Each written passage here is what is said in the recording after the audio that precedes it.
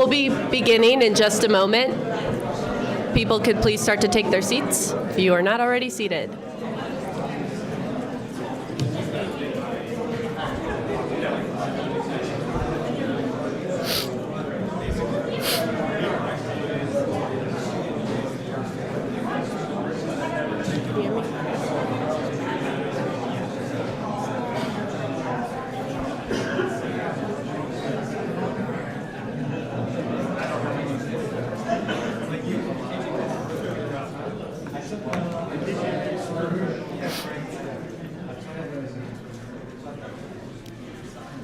Good afternoon, everyone, and welcome to the Canal Science Symposium. My name is Emily Begin, and I'm the Vice Executive Director of the Coastal Habitat and Water Quality Initiative, or C-HAWQ. We're a 501c3 nonprofit based in Naples that's helping coastal communities all across Florida solve their water quality problems and to research them. We want to thank the Marco Island Public Library and the Marco Island Center of the Arts for opening their doors to us today to talk about canals and the science behind them. So, to talk about canals, we have to start with water. And we understand it generally of our health and our hydration, its economic value, and its scarcity. But us Floridians understand water more personally. It's our recreation, our seasons, and our backyard. And we access it differently than anywhere else on Earth. Southwest Florida has the highest concentration of residential canals on Earth. In Florida alone, we have 4,500 miles of residential canal shoreline. Let me say that again. We have 4,500 miles of residential canal shoreline. That's like flying to London from here. And it's twice the distance of our natural shorelines, our beaches, our mangroves and estuaries, our salt marshes. Right here on Marco Island, we have 119.6 miles of residential canal shoreline and over 70 miles of canal waterways. Residential canals are the reason our tourist economy exists, our real estate market is world-class, and the reason many of us are here. And yet, we do not have a comprehensive body of scientific literature on them. We don't understand how they function as an ecosystem or are home to wildlife. We don't know whether they drive harmful algal blooms. We don't know what to expect of them in a storm event. And those are some big questions. So the first step in answering a question is to learn. And that makes our goal today simple. Everyone here and everyone watching online leaves having learned something new, so that the next time you look out at the water past your dock or you go over the bridge from the island, you see things a little differently. To help us on our journey of learning today, we have a wonderful group of experts. Dr. Holden Harris of the University of Florida, Dr. Christopher Stallings of the University of South Florida College of Marine Sciences, Dr. Mauricio Arias from the University of South Florida Department of Environmental and Civil Engineering, Dr. David Kaplan from the University of Florida College of Environmental Engineering, Logan Davies from the C-HAWQ team, TJ Snupkowski from the Friends of Rookery Bay National Estuarine Research Reserve, and Mike Sipos, a Marine Extension Agent from Florida Sea Grant, UF IFAS, Collier County Extension. People at this level don't show up for an event. They show up for an unanswered question, and we have a few of them. So here's how the afternoon will run. We'll talk about the history of canals, and then we'll learn and explore water quality. This will be followed by a focused short Q&A opportunity, and then we'll take a break where you can see the exhibits and grab a drink. When we come back, we'll talk about nature-based solutions, and then we'll have a guided and open panel discussion with our experts. And then we'll wrap up by 4:30 with some next steps. There's two dedicated points in the program for questions. We will have a microphone available for those of you in person, and for those of you watching online, you can submit questions through the chat, and we'll read those as well. And every slide will have a number in the top right corner that you can take note of if you would like to ask a specific question about a data point or a point mentioned by one of our experts. And we please ask that you keep questions related to the content of the symposium today or in a speaker's area of expertise or experience. For the questions that we can't answer, you're more than welcome to submit those to the C-HAWQ team. We're all wearing blue in the logo, and we'll be happy to follow up with you after the program. So you're probably wondering who C-HAWQ is and why we're here. In late 2024, a project proposal by the name of C-HAWQ Initiative, because you always need a memorable project name, was brought to the city of Marco Island by a for-profit company proposing to remove the sediment of the canal bottoms. Now, this was one of many ideas that have been brought to the city over the last 10 years or so to solve the problem of water quality, a term we'll define and explore later in the program.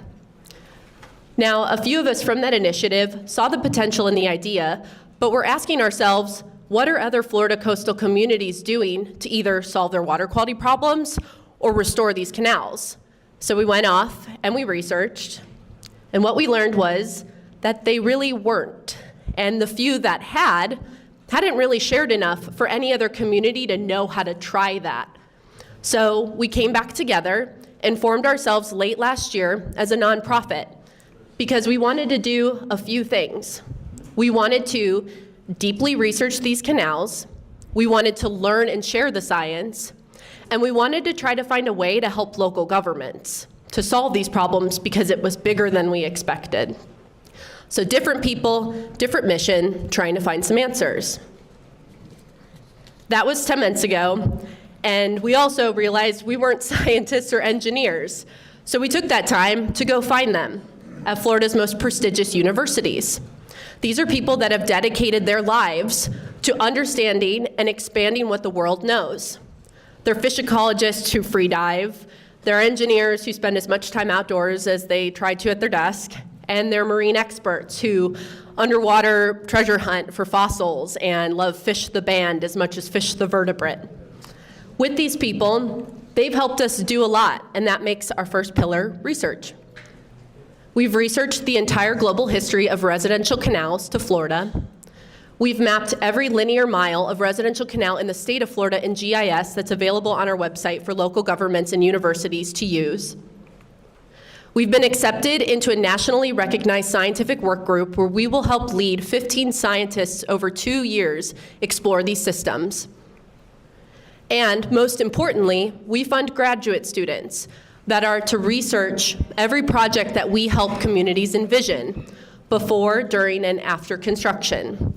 And this is the part that almost nobody does, but is most important because without it, a city will spend millions of dollars on a project and never understand why it actually worked or how.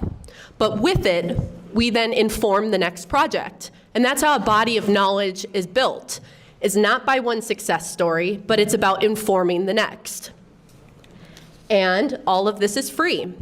And that's our second pillar, nonprofit, because we don't believe that people should have to pay for the truth about their own backyards. That doesn't happen when research is behind a paywall or when a private firm's findings are proprietary because somebody paid for the answer and now owns it. So all of our resources and help are free. Our residential canal dashboard, our GIS layer, our research, and today's event. What's also free is our technical assistance. We're helping over a dozen local governments all across Florida, from the Everglades to the Panhandle.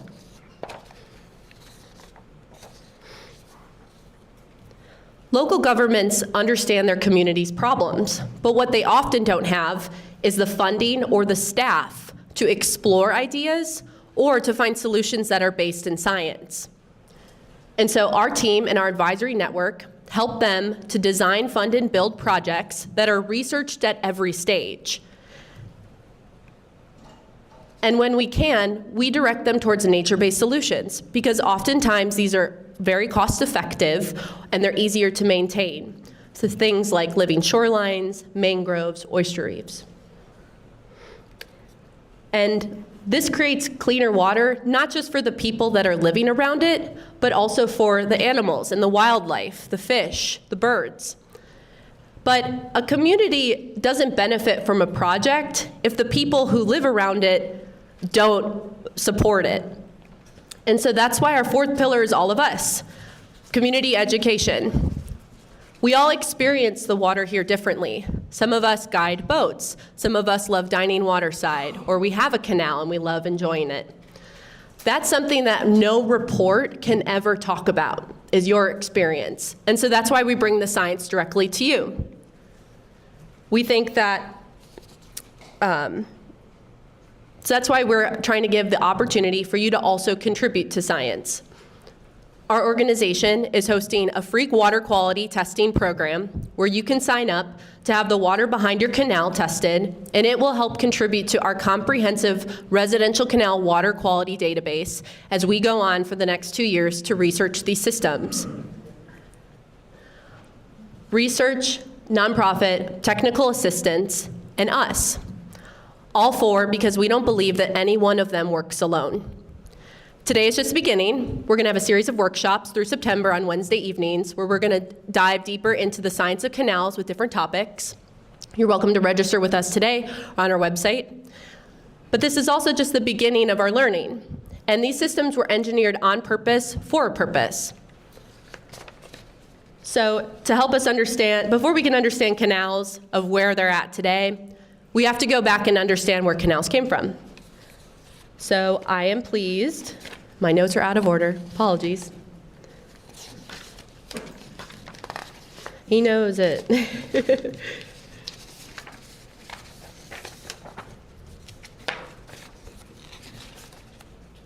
There we go. Dr. Holden Harris.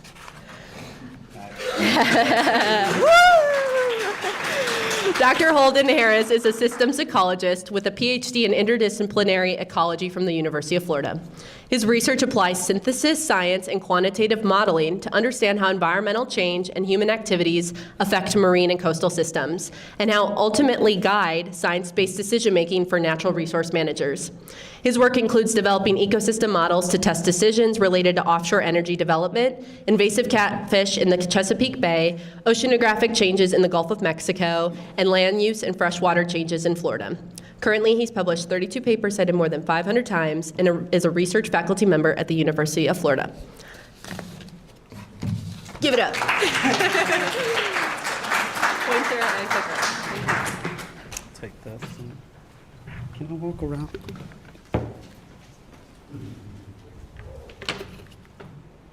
Thank you. Can you hear me okay in the back? Everywhere? Thank you. Something I'm not, thank you for the introduction, Emily. I'm not a historian. Most of my research applies quantitative models. I'll stay on this side. What we do is we test management decisions.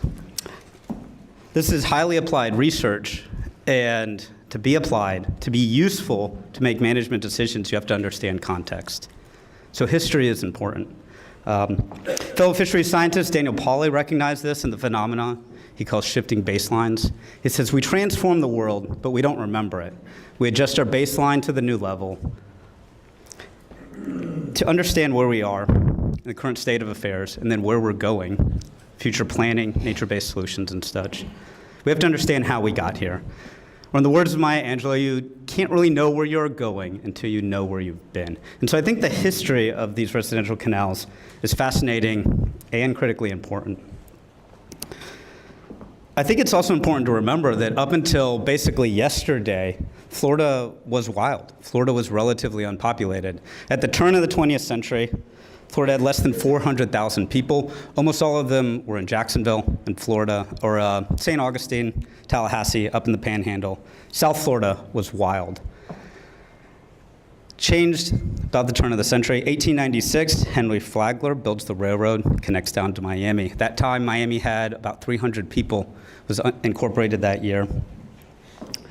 20 years, Carl Fisher builds the highway that goes down there. In the 1920s, boom and bust in Miami could be its own talk, of course.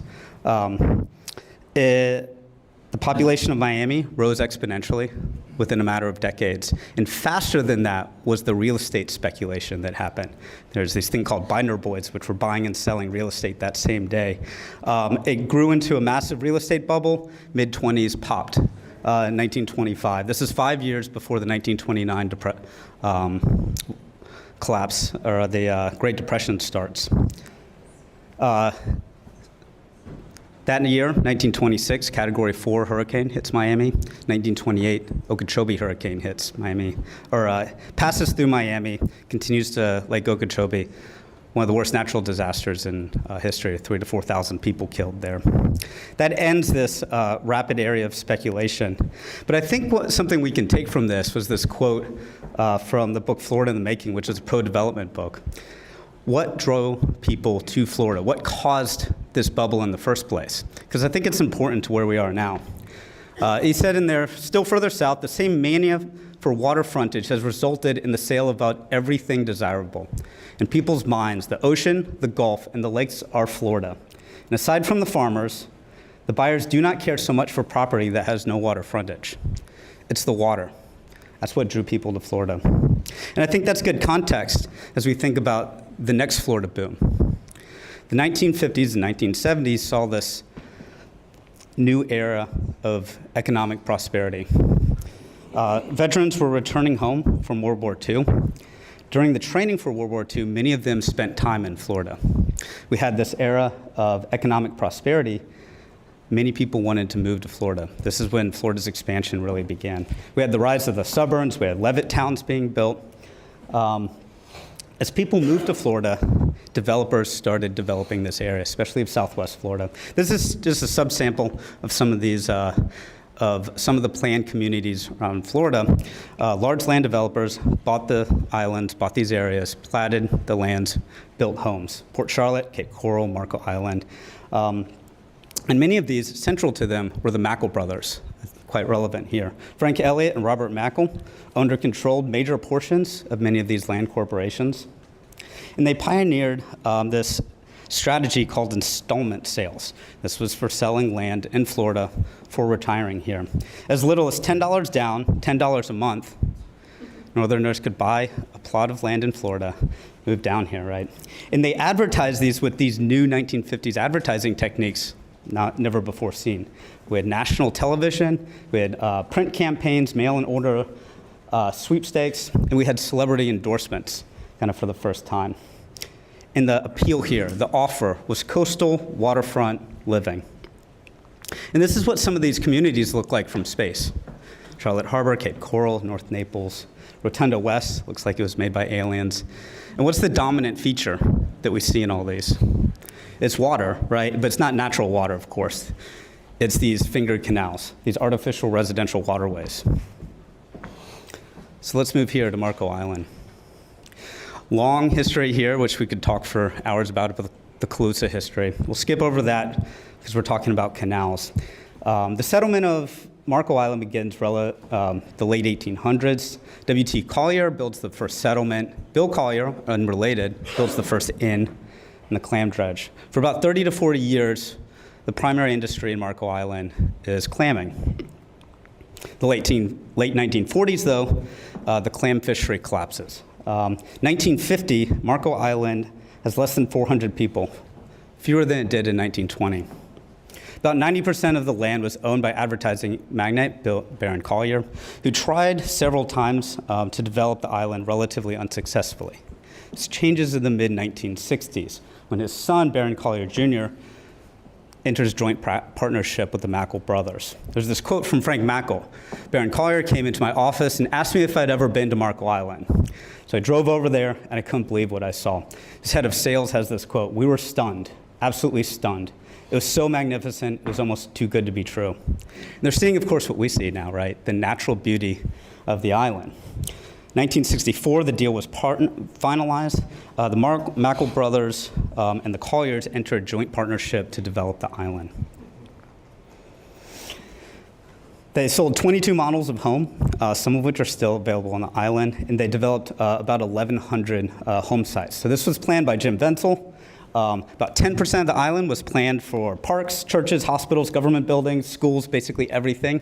And then the vast majority of the island is planned for residential development. And they sold these home sites as low as $2,500 to about $5,500, $6,000 up for a piece of land here. These are some of the, from the Marco Island Society, these are some of the model homes that can be built. And what they sold, what they offered, was island living. And so the promotional materials looks like, maybe from Tahiti or Polynesia. A quote from the Fort Lauderdale News is, "Marco isn't a low-cost retirement community for the factory foreman or policeman. It's aimed for the family or the professional or the executive who decides to retire in style, but quietly. What they're selling is island living. And when they plan this, it's designed to maximize water frontage. Again, it's water. So they plan these finger isling. These are the building of these finger canals. So of those 1,100 home sites, about 8,000 of them were planned to be waterfront home sites. And how did they do this? They built these canals. And so they built this with what's called dredge and fill techniques. So you take a big dredge, you pump out the bottom of the bay, comes out as this big slurry. They take a drag line, move it around, and then you take bulldozers and you kind of shape that into what looks like this. You redeploy the soil and you create water frontage. And Florida makes this especially easy. You can't do this on the west coast of the United States. Our geography has shallow carbonate platforms. It's overlain by unconsolidated sediments, makes them easy to be shaped. We also have microtidal range here and high protection in the bays. And so these lands are able to be built and then protected.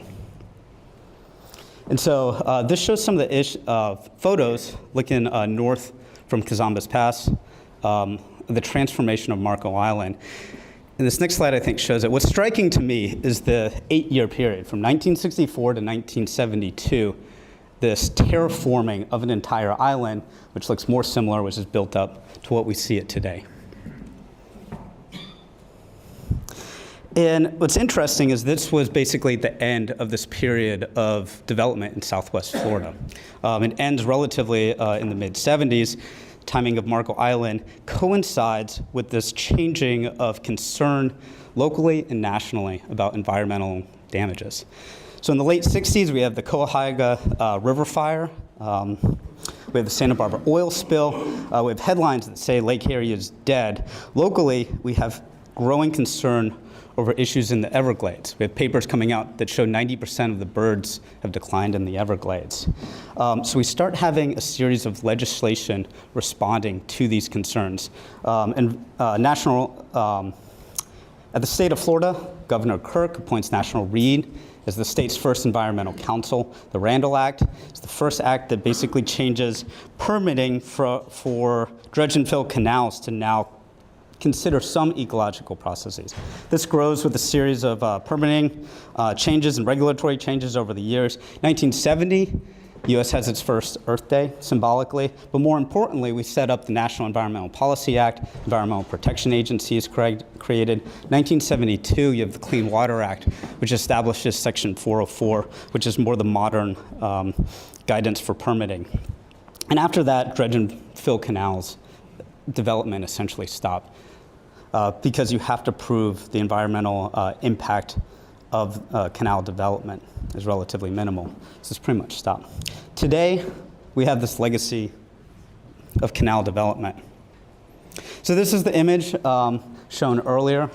JIS specialist and C-HAWQ staff scientist Nathan Hewitt has been started these analyses of Marco Island and elsewhere in Florida. We have over 70 miles of navigable canals just in Marco Island. 120 miles of canal shoreline. That's 1,200 acres, and it's about 14% of the island. 1 in 7 of the island's surface, or 1 in 7 of the island's acres is water surface. And what we have is this complex system of finger canals, and it changes the flushing dynamics of the system. So we went from a natural estuary, which flushes relatively frequently, to this complex canal-based system. And you can think of it like a bathtub. The flushing dynamics are now changed. And we refer to this as changed hydrologic connectivity. So as you have increased distance to the mouth of the natural bay, and you have increased complexity of these finger canals, flushing is slowed, and you have increased accumulation of contaminants, including nitrogen-rich materials from clippings, fertilizers, runoffs. You also have increased water stratification, which drives hypoxia, so that's low oxygen in the bottom areas, which fish and invertebrates and animals need to survive. So a recent report done by ERD calculated the mean annual residence time for Marco Island's waterways is 160 days to 335 days, 5 to 11 months, relatively very slow flushing. And I think we can see this pretty well in this map that Nathan made. This shows, the blue here shows these close by the water mouths. As you go from blue to red, it shows the distance to the mouth of the canal. And you can see how isolated some of these sections are from the natural water body. And so I think this leads into Chris's talk, which will talk a little more about water quality. But I'll close out with this quote from Jason Buick's book, The Swamp Peddlers. He says, "This is what happens when you divide Florida prematurely, with no rational planning, into a labyrinth of streets and millions of residential lots. You get pollution, traffic, poisoned and destroys aquifers from relentless canal building and dredging and filling and runoff. Low tax bases stretched thin for want of business districts or industries, and environmental damage on massive scale, with cleared lots now growing invasive Melaleuca trees and Brazilian pepper. This is the legacy of swamp paddling, when a generation of land developers, both good and bad, but mostly bad, subdivided a wet, low-lying, environmentally state for profit." And so I think it's important to remember this is where we are now. Florida, which had been relatively wild until yesterday, experienced this intense, rapid change, especially here in about a 20-year span, in the post-World War II boom from 1950 to 1970. Hundreds of miles of dredging canals were built. Tens of thousands of newly made canal estates were built. These were done by a handful of large development companies, and it was done at a time before environmental regulations were in place. And when it was done, there was no long-term planning for the hydraulic or ecological functioning. And I think it's important to remember that the people that made the decisions at that time don't have the knowledge that we have now. Today, we have a corpus, a body of environmental history. We can learn from the lessons of the past. We also have a body of environmental science that can guide evidence-based decision-making if we choose to use it. I'll turn it over to Chris now. Thank you.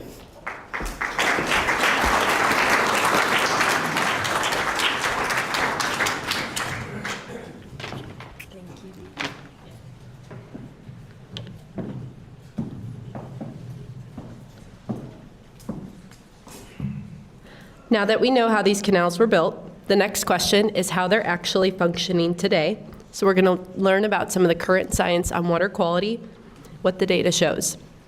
Please welcome Dr. Christopher Stallings, professor at the University of South Florida's College of Marine Science. Chris earned his PhD in zoology from Oregon State University in 2007 and has spent nearly 3 decades studying reef fish ecology, focusing on how species like grouper and snapper respond to habitat change and fishing pressure in the Gulf of Mexico. He's published 80 papers cited more than 3,200 times with funding from the National Science Foundation, NOAA, and the Florida Fish and Wildlife Conservation Commission. Chris has testified before the U.S. Supreme Court as an expert witness in Florida versus Georgia, the water war over freshwater flow into, oh, you guys are going to hate me for pronouncing this wrong, Apalachicola Bay, and he helped found the research consortium behind Florida's lionfish management legislation. He currently leads the mentioned research group, helping us synthesize residential canals across the Gulf Coast. Please welcome Dr. Stallings.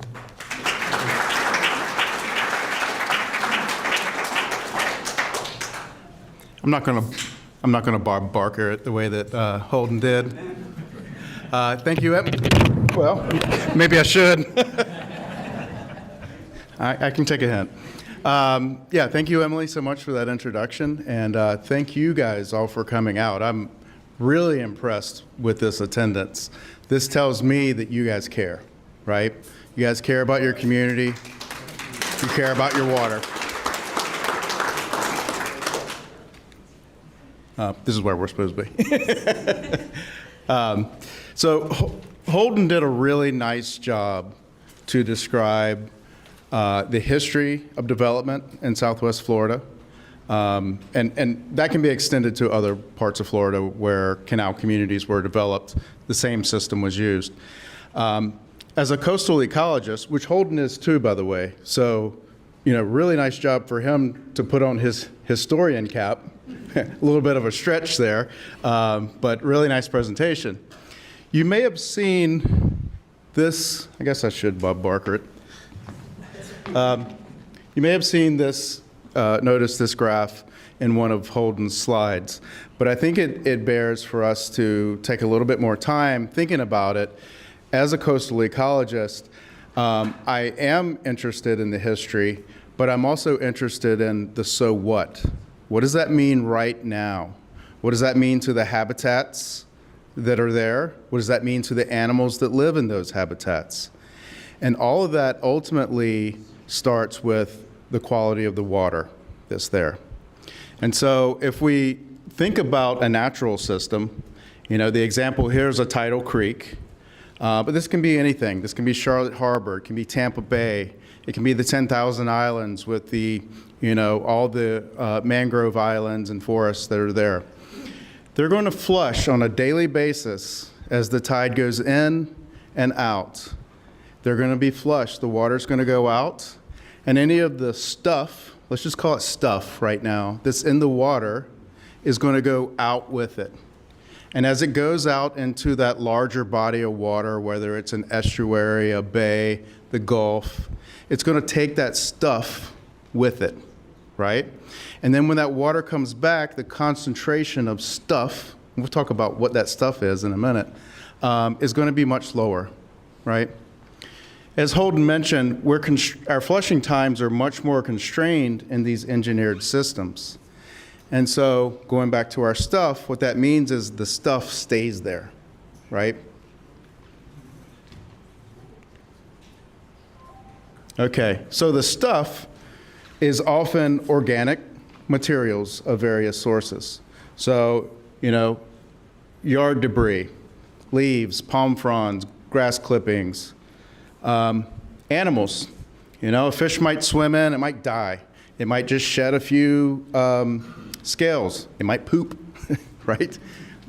It might eat half a shrimp, and the rest of that half a shrimp stays there. It can also be things like algae and what are called phytoplankton, which are tiny little microscopic plants. These naturally occur, but if they don't get flushed out, all of these materials ultimately make their way to the bottom, where they will decompose into this, very rich, fine sediment that we call muck. Very scientific. So when you have these various organic materials and you have time, and Holden is right, these systems were built yesterday when we start thinking about large timescales. But any quick math whizzes in the room? 60 years, how many days is that? Just guess. 20,000. I heard 20,000, that's pretty darn close. About 22,000 days, right? And so these inputs are occurring right this second while we're in the room. They occurred yesterday while you had dinner. They're going to occur tomorrow when you go to the grocery store. And so they've been happening for 22,000 days and 22,000 nights, right? And so when you add these materials and time, watch the muck over here, it accumulates, right? And in fact, we have some muck that was collected yesterday by Logan at the back of the room, who bravely and maybe even stupidly jumped in with a scuba tank and a bucket and collected this from a Marco Island canal. And so here is a tank of muck. And maybe you guys here can smell it. I can smell it. It's not exactly pleasant. And it's also not me. It's not me, guys. All right. So we have our muck. So what? So what's in the muck? Turns out there's a lot of things in the muck. First of all, there can be heavy metals in this. Heavy metals tend to not be very nice to biological systems, right? I mean, think about it. If you have a boat, what do you put on the bottom of it? you put anti-fouling paint. The active ingredient in anti-fouling paint is copper, right? So think about that. The whole purpose of painting the bottom of your boats with anti-fouling paint is to keep biology from being part of the bottom of your boat, right? Lead, legacy heavy metal from old petroleum products, mercury, and other legacy heavy metal. Zinc is everywhere, the anodes on your boats, hardware, et cetera. There's also a whole suite of organic contaminants, various petroleum products and their byproducts. PAH as being one of them became very famous during a lot of the Deepwater Horizon catastrophe research. Pesticides, including some known nasty ones like DDT, which take a long time to break down.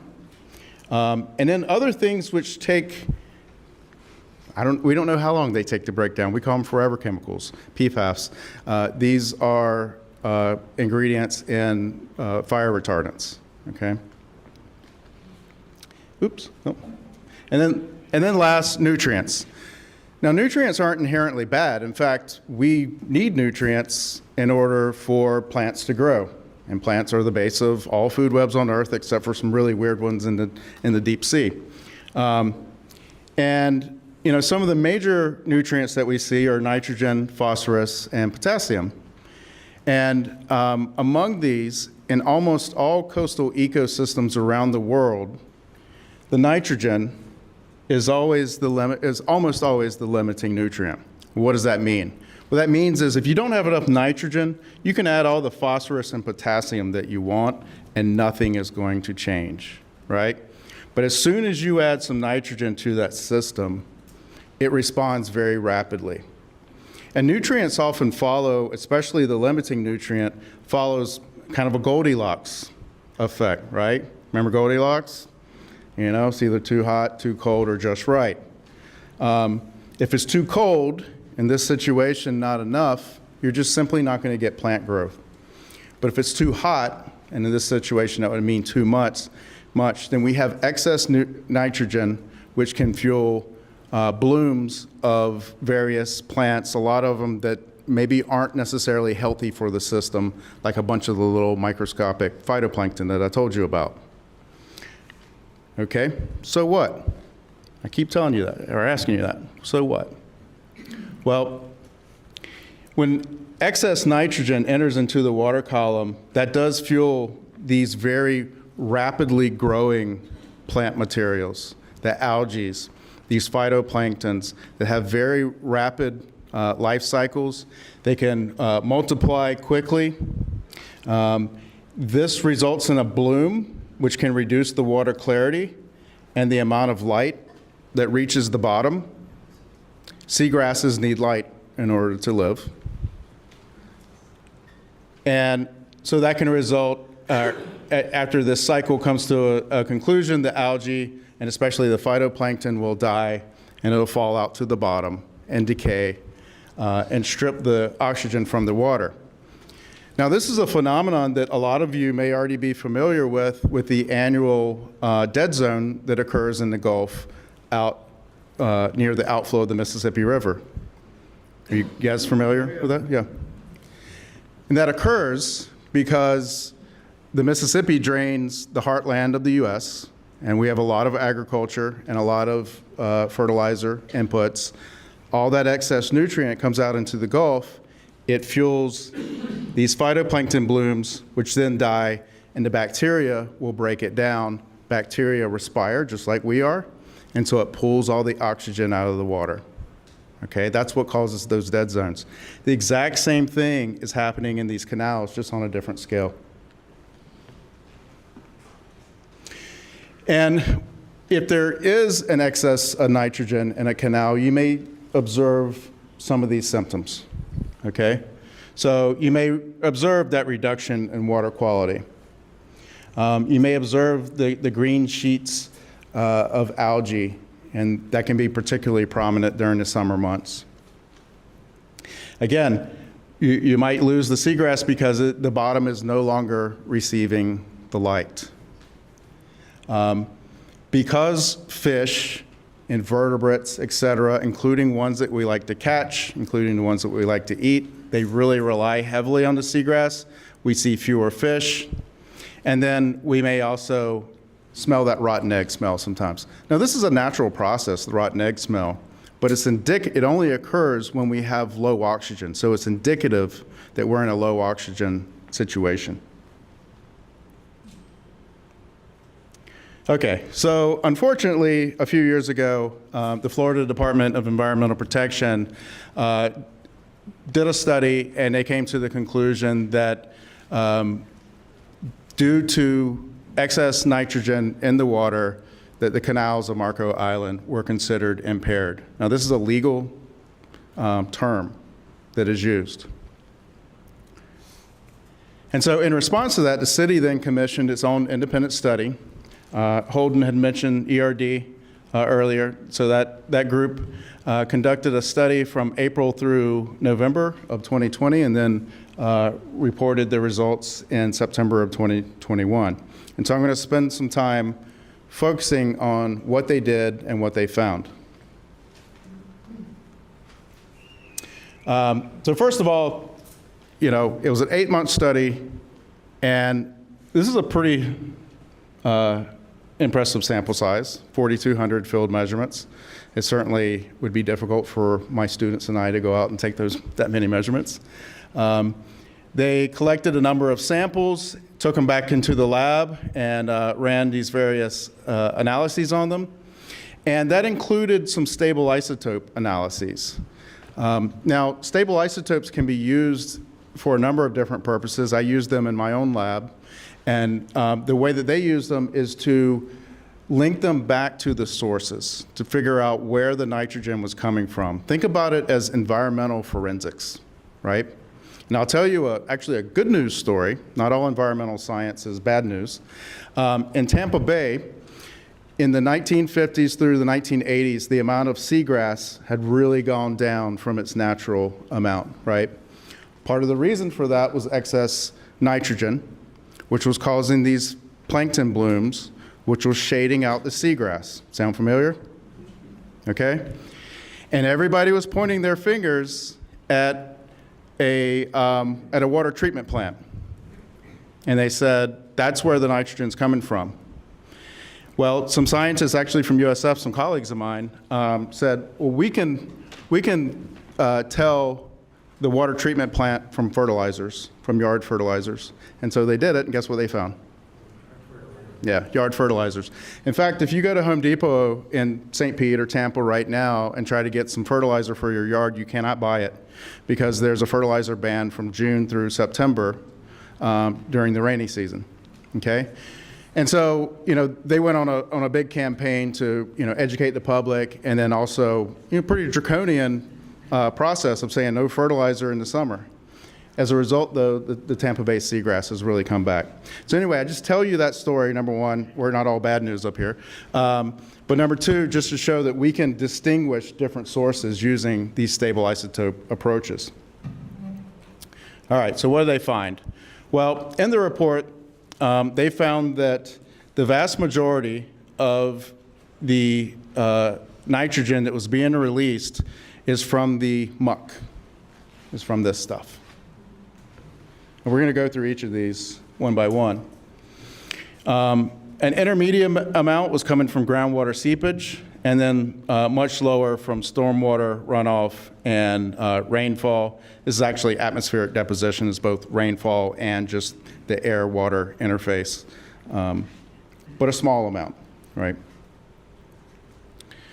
Okay, so we have a visual here, but here are 4 photos of some sediment cores that were taken of the muck, and they took these sediment cores in both oxygen-rich and oxygen-poor environments to see if that mattered. Did that affect how much nitrogen was being released into the water? And the answer is no. Both of them were releasing large amounts of nitrogen.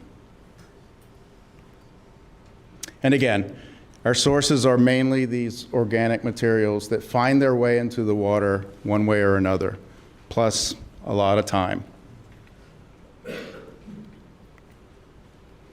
Groundwater seepage, we of course are sandy soils here, and below that we are Swiss cheese. The actual bedrock around here is Swiss cheese, so there's a lot of water that can move underneath us.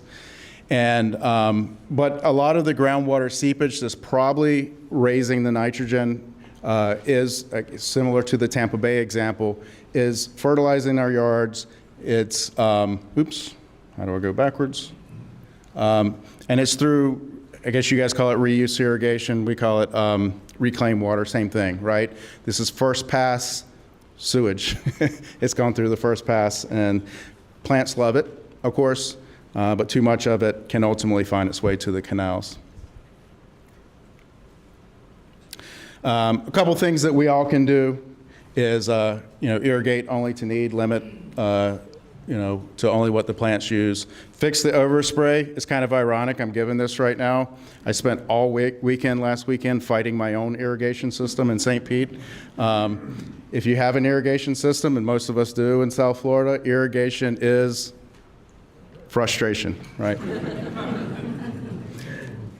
Actually, I heard that directly from an irrigation guy, and I was like, yeah, keeps you paid, doesn't it? And then, of course, reducing excess fertilizer use the best we can.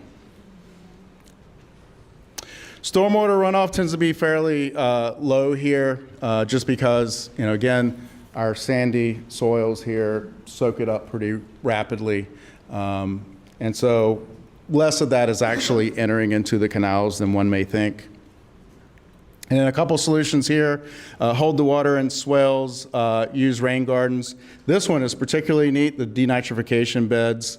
I don't know, does anybody have one of those? I've actually never seen one except for when I saw this, I looked it up. But this is a way to basically turn that type of nitrogen into the nitrogen we're all breathing right now. 79% of this air is nitrogen. This is why I didn't want to get up here. I knew I was going to do that. And then the other thing is sweeping the streets, getting all of that organic debris out. This is kind of surprisingly effective in how much it can reduce the amount of nitrogen that ultimately enters into the canals.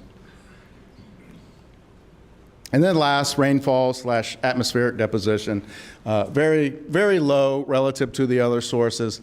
We're just going to get natural inputs of nitrogen into these systems. That's just the way it goes. What can be done? Nothing locally, right? In fact, we need, I don't know about you guys down here, but we need more rain in Southwest Florida in general right now. Okay, so the point here is that we have sources that are both external and internal for the contribution of nitrogen into the water of these canals, right? So our external sources, the water coming in, the inputs from those organic debris, et cetera. And then the internal sources being the muck. And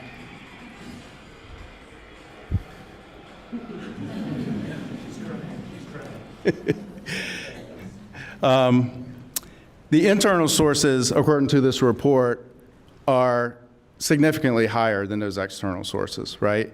And so even if we were to cut off all of these external sources coming in, we still have this large amount from the muck itself that's going to contribute nitrogen to the water.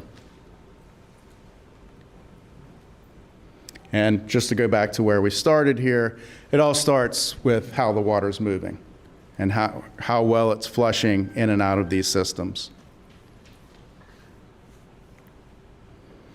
And in fact, due to the lack of water moving in and out of these systems and the muck that's able to then feed the algae blooms and the phytoplankton blooms, which live short durations, die, fall down to the top layer of muck, decay, turn into more muck, and then hold that nitrogen, which then can be released again. So it's a self-sustaining cycle if nothing is done. Okay, so Emily mentioned this working group that we're getting together. We're putting together experts from mainly from around Florida, some from the Southeast in general. One of the world's primary researchers on canals from Australia is part of this. And we're getting together and trying to understand, okay, what is it that we know and what is it that we don't know? And what it is that we don't know is often just as important as synthesizing the components that we do know, right? Because that can guide our future. That can guide the directions we go in. And, when you get a scientist up here talking about these things, we often talk in generalities. We're looking for kind of the average condition, right? We're looking for a general expectation. But some of these systems, if we just focus in on Marco Island, for example, going in, we may see that some canals are doing much better than others, right? So this isn't just a blanket, they're all in the same state. There's certainly going to be some level of spatial variation in the state that they're in. One very interesting thing that I would like to see done, whether it's by some of the scientists that is working with C-HAWQ or some independent group, is to go in and just take first order stab at trying to get a handle on what is the distribution of muck and how deep it is throughout the canals of Marco Island. Mapping that would be a really good first start, and it would guide what to do next. And then, we also don't know necessarily how well these systems recover. Is just removing the muck going to immediately send it back to some pristine state? A lot of history says probably not, but it might certainly improve things. Okay, so there's a lot that we still have to learn. There's a lot that we still have to do. And I think that might be my last slide. And yep, so thank you very much.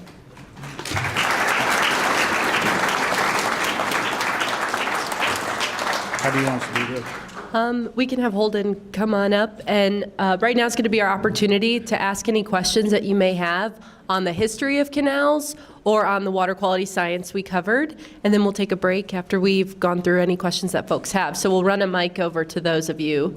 I see Rich in the back, so let me get you a microphone. Do our best to get you one over there. I know, we'll have a, could you come up a little bit and we'll run it? Yeah. There we go. Yeah, you can stand at the... I just keep I was picturing wondering, running into this. do I have to push the button or just speak? I could barely hear anything Holden said. I was just watching that the whole time. There we go. All right. Would you ask if these slides are available? Sure. Hi, Rich Blana. A few years ago, I was on City Council, and I was interested in water quality, and one of the things I did was take a trip up to the Crystal River Restoration Project. Is it the mic? Okay, talking to the mic. Anyway, Rich Blana, a few years ago when I was on council, I took a trip up to the Crystal River Restoration Project. And I went out on the water with the scientists, and actually, it's a very similar ecosystem as ours. They're on the Gulf, obviously. They have an inner harbor, and they have a canal system that feeds the homes.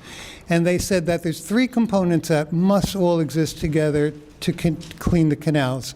One, you mentioned you got to get rid of the muck on the bottom, and they estimated that we had probably between 2 and 3 feet of muck on the bottom. Now, what they did up there is as they sucked the muck off the bottom, they ran it through these shipping containers and they treated it. And then they returned the clean water into the canals. Then they actually sold off the muck as fertilizer to local farms. But the third component, they said, was really critical, is then going into the waterways and planting new seagrass, because the muck killed all the seagrass, it took all the oxygen out of the environment. And so those three things working together, they found were essential. And when I came back here and presented it to our city council, of course it failed, and we're still waiting. But I'm just curious, as three scientists who've done this, do you think all three components need to occur?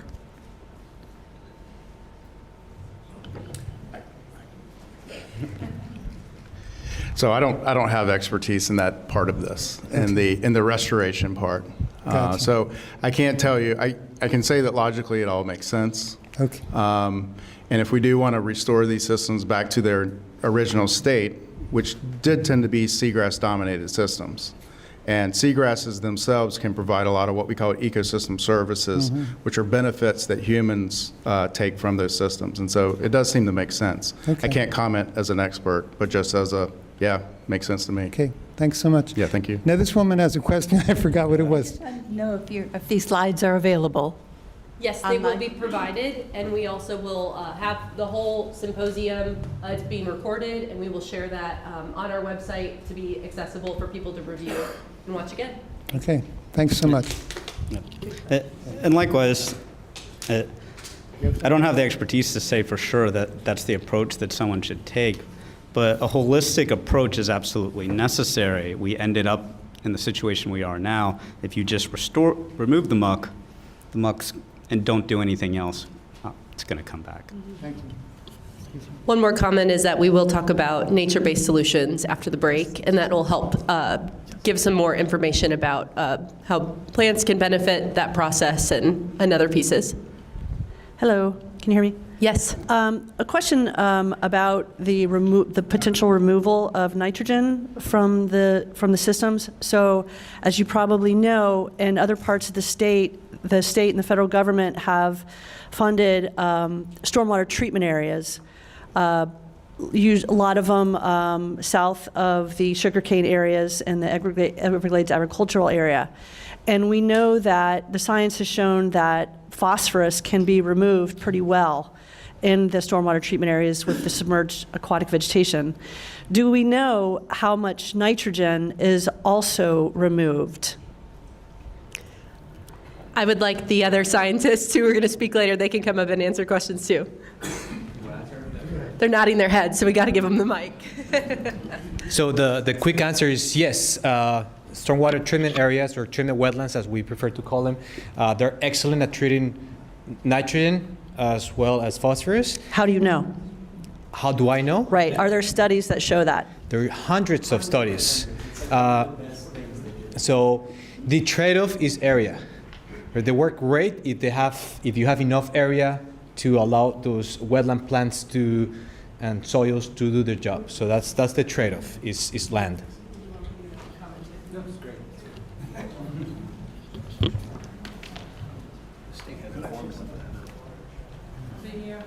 Yes. I'll let you answer, then we'll run it back. I'm wondering if large-scale use of astroturf on an island as sensitive as Marco wouldn't be beneficial. Eliminating all the negative things that end up in the water and saving homeowners water as well. I think it's cost-effective. That's a great suggestion. Thank you. Yes, go for it. Thank you. Yeah, I'm Walt J. My God, I've been a resident here. Would you mind bringing the microphone up Walt just a little J. closer to I've your been a mouth? resident here now. My God, 37 years. I think I've seen it all. And I was also the initial pollution investigator for the United States Coast Guard. It's going back quite a few years. Personally, I don't know what we can do. I would like to sign up. I live in the estates, to have you come by, take your water samples, and take a look at it. But I think one of the biggest problems we have here on the island is the intrusion of the commercial businesses, the large ones on the island. I saw this coming a good 20 years ago. It hasn't stopped. The little island is no longer a little island. So I certainly hope that something in science can come up. Thank you. Thank you for the comment. And it does take everybody to be concerned about the status of our water, Correct. how we're maintaining our systems, and that's why we've made this event available to all community members, and why all of our science is going to be available, because it takes everybody to learn for us to come to appropriate solutions. Are there any? Yes. Okay. Yeah. Yeah. Feel free to come up to the center to grab the microphone. I kind of have a two-part question. I thought I heard you say that you need to measure the muck on the island, that you feel there's different amounts in the different canals. How do you measure muck? And the second part of the question is, so when you strip the muck out, and the answer is to have seagrass possibly replant it, but these were all man-made canals. There was never seagrass in these canals to begin with. Yeah, so the way to measure muck, unless we're going to throw Logan back in the water, we do what's called a sediment core. And so just think about a PVC pipe, essentially, right? And you just insert it down, and then when you bring it back up, you can not only determine the depth of it, but that can tell you something about how that sediment accumulated over time. In fact, if you can, figure out how to go back and date it, you can measure the rate. You can go back and determine chemical properties of it over time. There's a number of things that you can do there. Your second question is very well put. Yeah, there wasn't seagrass there. There was land. But if our goal is to get back to a natural system, then it would need to be seagrass. Yeah, that question is very pertinent when you think about environmental restoration, right? When you're setting these objectives, and you have to set objectives to know whether or not you're successful, what are those objectives? Are you trying to restore to the natural system? Again, if we're trying to restore to 1950s Marco Island, that's land. And so I think you do need to think very carefully about those objectives. I think just broadly, what we're going for is hydraulic and ecological functioning. And so you want to think about we want a healthy ecosystem. We probably want good water quality. So setting parameters of what good water quality, setting for parameters of what's a functioning ecology, and setting what are the socioeconomic goals of that, whether it's water that's safe to swim in, or water where there's fish communities, or water that supports fisheries recruitment or for juvenile fish to be able to live in. I think we want to think about goals in terms of functioning rather than restoring to a natural system. Why don't you tell your story about Patterson and Lionfish? I think it's good. It's a good example of contextualizing what it means to be successful. Yeah, Chris and I were talking about this morning. My PhD defense, my advisor is a friend of Chris's, asked me about the invasive lionfish program in Florida. The state of Florida began putting in $1 million per year for lionfish, which is an invasive species in the Gulf and South Atlantic. My dissertation research was on lionfish, and he asked me, was this successful? Is this successful? The state of Florida investing $1 million per year, and they've done tournaments and they've invested in research. Was it successful? And my answer to him was that the state never defined what success means. And so it's impossible to know was it successful. In some ways, you could say it was. This was a very popular program. FWC and fishermen are not always on the same page. They can be at odds. And so it helped FWC and fishermen work together on this common problem of invasive lionfish. I would call that part successful. Whether or not it actually decreased the population of lionfish, we don't know because it wasn't studied. But again, if you don't set your metrics, if you don't set your objectives of what success is, and then set metrics for how you achieve that success, you never know if it's successful. And so the same philosophy should be taken for environmental restoration. You want to think about what does it mean to be successful? So you want to think about that ahead of time, set the objectives, set the metrics, and then know whether or not you've achieved that.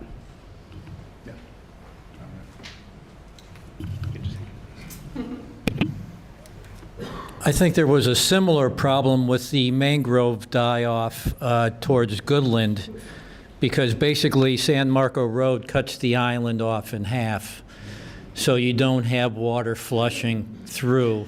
And what they did was built culverts underneath the road so the water would flush, and now the mangroves are starting to grow back. And just as an uneducated novice, I would think that probably doing the same thing from canal to canal under San Marco Road, which cuts the island in half, might be a long-term solution. Because short-term, I mean, yeah, you could pull the muck out, but how long is it going to take for the muck to build back up and be in the same situation as we are now? 60 years. So we won't directly answer whether that is an effective solution, but we will, however, talk about hydrological reconnectivity in our nature-based solution piece. So I'll leave that to Mauricio and David to address. Yes, another question. Thank you for the presentation. You guys are giving us some awesome information. Question. So we obviously have a flow problem or lack of flow, right? We know that for sure. You gave some great history on that. Question. So if there was more flow, is the water quality in the Gulf able to flush our canals, right? Or is the quality of the water in the Gulf not so good anymore? I don't know what your thoughts are. You know, if we got, I'll call it polluted water out in the Gulf, flushing it in is really not going to help, I think. I'm going to give you a general yes, and then we'll talk more about it. Would you like to answer now? Yeah. I would say the hydrologists are probably best qualified.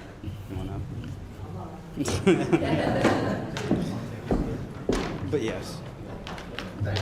So I think that's an excellent question, and the answer is complicated. It's not so simple. It really is not. So I think, as I'll probably show later, you probably have to do kind of a more complicated study to really be able to see that, because what will happen is that during some times of the day, low tides, then you could have some flushing, but during high tides, not so much. So again, it's a complicated answer. Thank you. Great, thank you. Yeah. Just a quick question. How long should the process to come up with what success looks like take? I mean, and I'm asking the question in this context.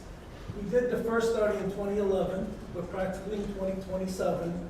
I mean, is this process going to take another 5 years just to give us a 10-year plan for success? I mean, what's the urgency of restoring our water quality here on Marco Island? So this working group that we're putting together, all these experts, some of our end results is to help municipal managers with a decision tool. And the decision tool breaks down the evaluation in terms of whether there's an injury and how fast you need to respond to the injury.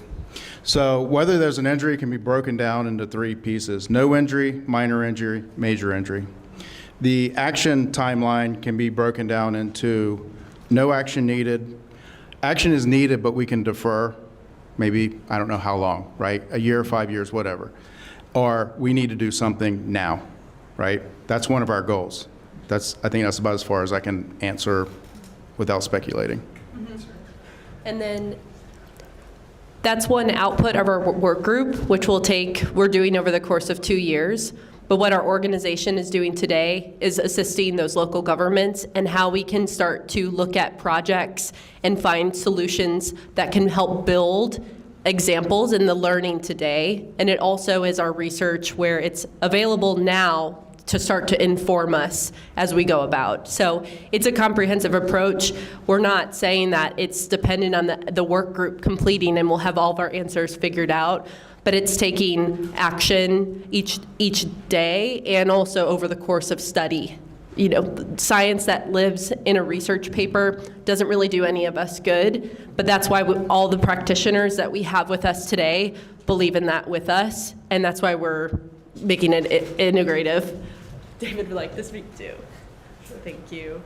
Hey everyone, yeah, it's a great question. I think one other timeline that, there's sort of a double-edged sword is when an area is noted as impaired for a water quality constituent, it kind of goes on a list. It goes on a list of impaired water bodies.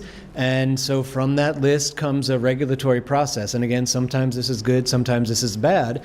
But if you need to improve the water quality to get off the list, there's a whole process. It's called the total maximum daily load process. Maybe you guys have heard of it.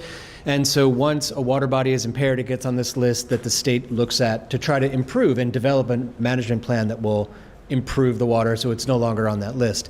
Now, those timelines should be on the order of 5, 10, 15 years, but sometimes a total maximum pollution amount has been on the books for much longer than that because it's very difficult to find the solution. So with the water bodies on Marco being impaired, they're on a list that is sort of at the state level being looked at for management intervention. And again, I think the community here that's out today obviously cares a lot. And sometimes the more that the community cares, the more active and sometimes the more loud they are, the more rapid that those plans get implemented.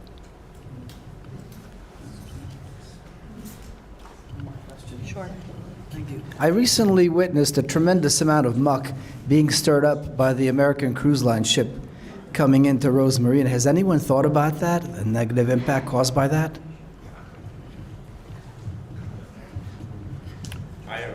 Yeah, not to that specific event, but typically that can occur with boat and wave action, can stir up sediment, and yeah, we can talk about that piece of it at least. Well, what I will say is, if you're a boat owner, and I'm sure a lot of people in the room are, I would be concerned about the muck for navigating these canals at some point, right? Maybe it's okay now, but at some point, even your 23-foot console is going to start stirring up muck. No, it's not. Yeah. We did have a question from the Art Center. So they ask, if we're worried about the excess fertilizer entering the canal, would it be a good thing to increase the use of artificial turf that doesn't require fertilizer? Yeah, exactly. I would just like to make sure that they hear it on the live stream as well. At least starting on the swales, the town could lead the way. I'm gonna. Yes. Can you hear me? Yes, we can. Because they brought up artificial turf, I'm going to throw in my 2 cents worth that I have perennial peanut growing in my yard. Mm-hmm. It does not require fertilizer. I love perennial peanuts. Yeah. They're beautiful. Thank you for sharing that. Perennial peanuts. Perennial peanut. Flower. Thanks. Yes. Which way is this going? Okay. Here you go. Thank you. Hi. Can you hear me? Yes. Good. I heard one of the speakers say that we're impaired. We know we've been impaired. This community has been extremely frustrated over that impairment with what looks like very little action. So to your point, one of the things that this community did do is generate petitions to try and get a referendum to have AWT. Even though they were discouraged, feeling that AWT wasn't going to make a difference, that particular referendum had double the petitions that it needed to pass. And so our city council decided, rather than letting it go to referendum, that they would take action and approved us moving forward with AWT. We're currently on a 4E program. So once we were impaired, the decision of our city was to create a plan, otherwise known as the 4E plan. And that's our answer to fixing the problem. We have water guys here who've been focused on this in our community for ever since we became impaired. And we're seeing that the water quality numbers are not necessarily improving. So we're very frustrated. We're concerned about the dredging primarily because there are other issues. What does that mean to your seawalls? What does that mean to contaminated muck? And one of the things that we all are concerned about is the amount of money that's going to go into any of these things with no hope to really resolve the problem as we hope. So we're really looking for answers, which is why this room is so full. But we know that it's not a one-size silver bullet. The AWT, we know, is not going to solve our problems solely. We've looked at aeration. There's a project going on around aeration right now that I don't know that anyone in this community know any results about. I certainly don't yet. So we're desperate for your expertise as scientists to help us move forward and figure out what are the prongs to try and create an environment that we can all feel comfortable in and know that our waters are not going to continue to be impaired. Thank you. Thank you. So we are at time for questions. We will have another opportunity after our nature-based solution talk. So we're going to take a 10-minute break, give everyone a chance to get up. Bathrooms are on the back, and we'll be back.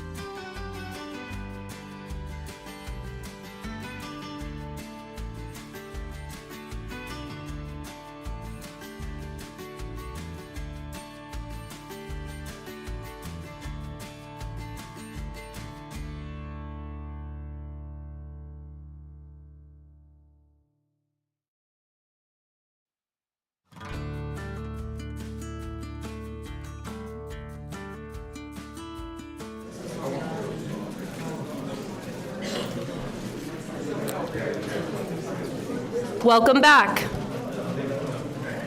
So we've covered where these canals came from and where the science says they stand today. So now we'll talk about some options of what can be done about them with nature-based solutions. I would like to welcome a few speakers on this presentation. I'll introduce them all at the beginning. So we'll have Dr. David Kaplan, who's the professor of environmental engineering sciences at the University of Florida, where he directs the H.T. Odom Center for Wetlands and the Watershed Ecology Lab. Dr. Kaplan earned his PhD from UF in 2010 and joined the faculty in 2012. His research focuses on understanding how hydrology shapes wetlands, rivers, and coastal ecosystems. His work spans Florida and beyond, with a particular emphasis on translating science into better water management and restoration decisions. His research on the Lockahachie River and the Everglades has directly helped inform restoration planning and water management decisions in South Florida. More recently, he and Dr. Arias have worked together on a U.S. Army Corps of Engineer project examining how nutrients from Lake Okeechobee and the Caloosahatchee River influence harmful algal blooms and water quality across Southwest Florida. Can I? Yeah, go, just introduce Okay. And we'll have them wave. We'll also have Dr. Mauricio Arias, who's an associate professor of the Department of Civil and Environmental Engineering at the University of South Florida, join us after David Kaplan. Mauricio arrived to Florida in 2000, where he received his bachelor's and master's in environmental engineering from UF, and then earned his PhD in civil engineering from the University of Canterbury in New Zealand, then completed a postdoctoral fellowship in sustainability science at Harvard before joining USF's faculty in 2016. He's published 85 papers cited over 5,000 times, studying how coastal wetlands, water flow, and nutrients shape flood risk and estuary health along Florida's coastlines. Some of his most recent research centers on Tampa Bay and Charlotte Harbor, and it's using some of the same nature-based solutions we're about to hear. And then our last presenter of this talk will be Logan Davies from the Coastal Habitat and Water Quality Initiative. He is our head of wildlife and restoration and has 5 years as a practitioner of nature-based solutions and restoration projects. So let's give it up for Dr. Kaplan.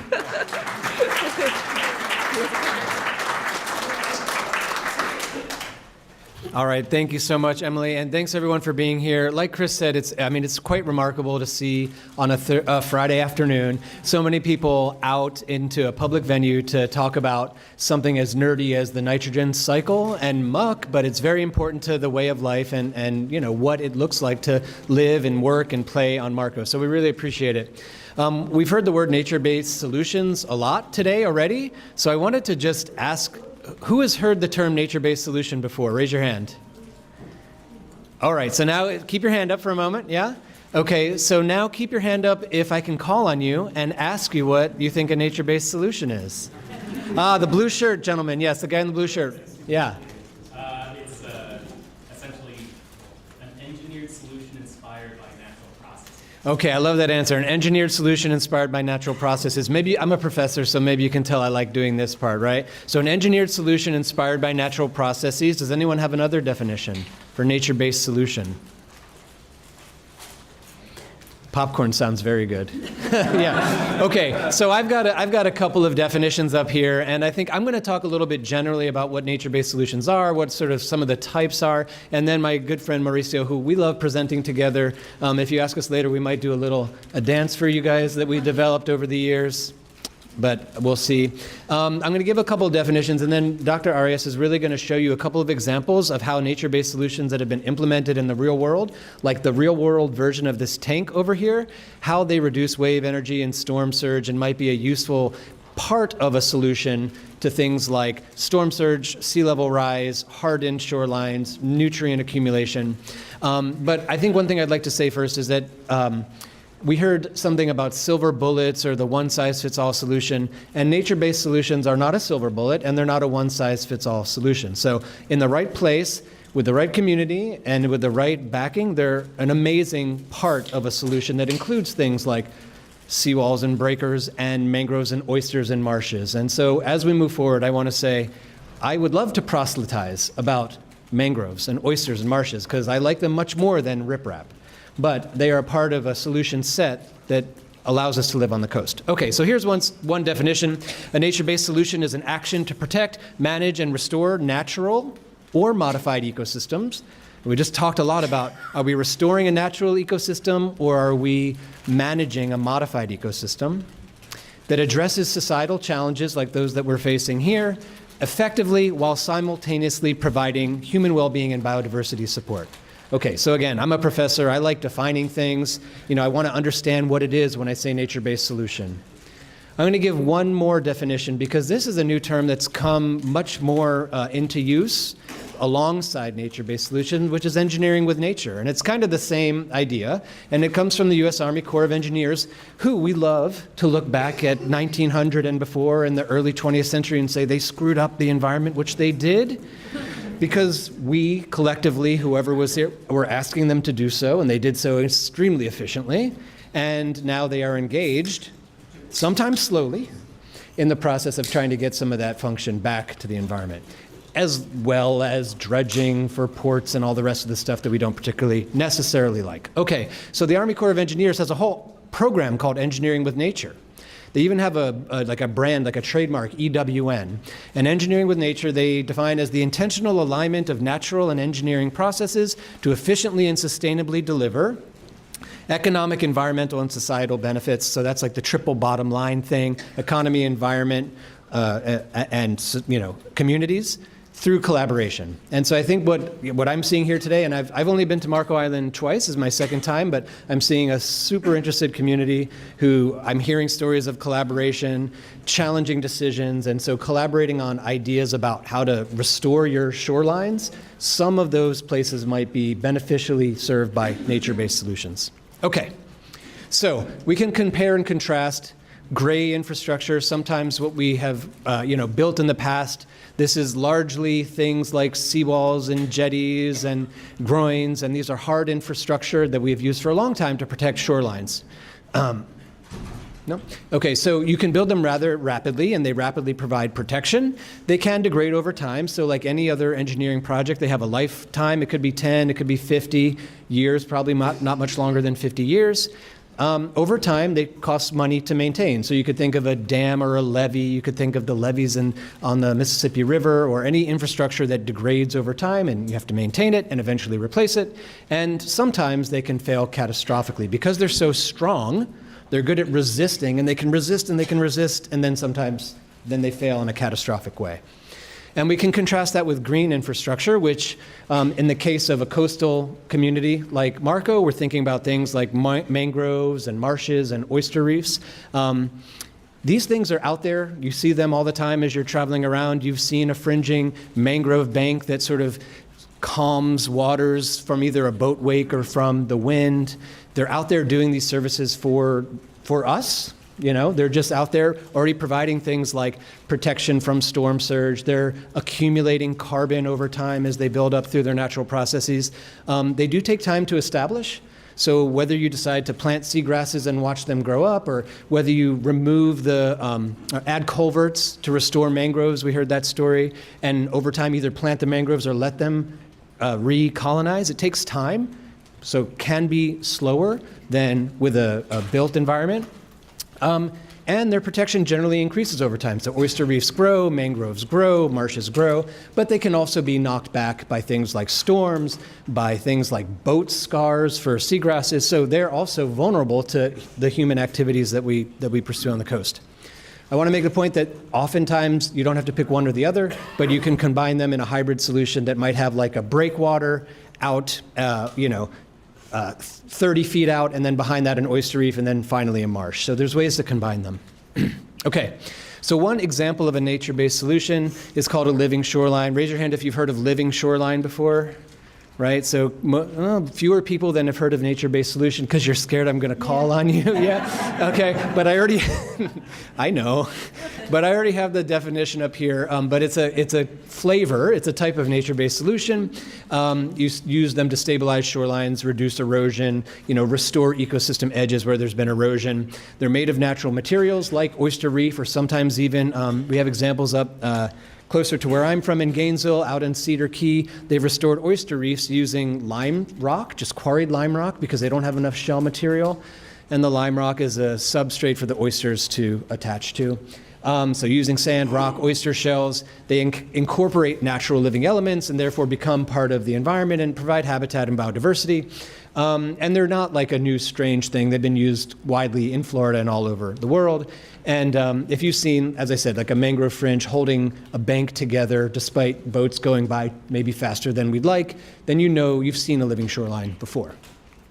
Okay, so how they work, I'm not going to dive too deeply into this figure. I just want to sort of take us from the left to the right, sort of the upland into the estuarine and marine setting. You know, at that interface between the built environment and the water, we're looking for things like storm surge protection from, say, mangrove roots or oyster reefs that buffer the surge and the sea level rise from storms, or sorry, sea level surge from storms. Planted marshes or oyster reefs are able to actually take up nutrients. And we have some new studies or newer studies that are really good at calculating the rates at which they do that. They also store carbon, and things like oysters are able to filter water and basically improve water clarity. So there's a lot of different places on sort of coastal community where you can think about a living shoreline being implemented. All right, so the connection to sediment, because we've been talking all morning about sediment, and the connection is, you can have a living shoreline without talking about sediment dredging, and you can have sediment dredging without talking about a living shoreline. But one question is there an opportunity to look at using that sediment for the development of living shorelines, spoil islands, created ecosystems? And I'm not going to stand here and advocate to do so. But I'm going to say it is something that has been done and that can be done, or that can be combined with other dredging of offshore channels to beneficially reuse dredge material in the creation of new ecosystems. It is not without some risk, but it is not without benefit as well. So if sediment is such an important part of the nitrogen cycle and needs to be removed, and we've read the report, I can't confess to reading the 700-page report in full, but if the sediment is a major source of the nutrients, then it needs to be removed, and where should it go? And the issue is that hauling it around is expensive. If you're going to dispose of it somewhere on land, that land is scarce, and it's expensive to do so. And so this is not just a problem that Marco Island has, but all of the intercoastal waterway, the dredging that supports shipping and recreation all over the world has an issue or a problem with dredge disposal. And that dredge material, we have to understand its quality. Is it safe? What is it structured? Is it cohesive? Is it made of mineral things like sand and silt and clay, or is it all organic? But you have to understand that dredge material, and then you can think about where to use it. So the Army Corps of Engineers does have a goal to beneficially reuse something like 70% of dredge material. One of the things they still really have a hot business on is dredging. And so the Army Corps is attempting, especially through programs like Engineering with Nature, to improve the beneficial reuse of this material. So they define it, the beneficial reuse, creating value through the productive and positive uses of dredge material. And they begin by saying, fish and wildlife habitat, all the way through industrial and commercial uses. But the idea is if you dredge it, can you do something that benefits the environment, society, or both? So potentially that same material that's causing you a problem in one location can be beneficial in another. Everything we talked about, like how much nutrients does it have in it? If you placed it on a spoil island, what would happen to it? These are things that we know some of the answers to. I bet Chris could answer some of them, and some of them would require some further study. So I think I'm going to stop there because that's sort of like the 101. That's what I would, give my class, nature-based solutions, living shorelines. And now we'll get the real expert up here, Mauricio, to say, hey, what happens when you actually install them and you go from the cartoon world to the real world? Do they actually help reduce wave energy and the like? So we'll go to Mauricio next.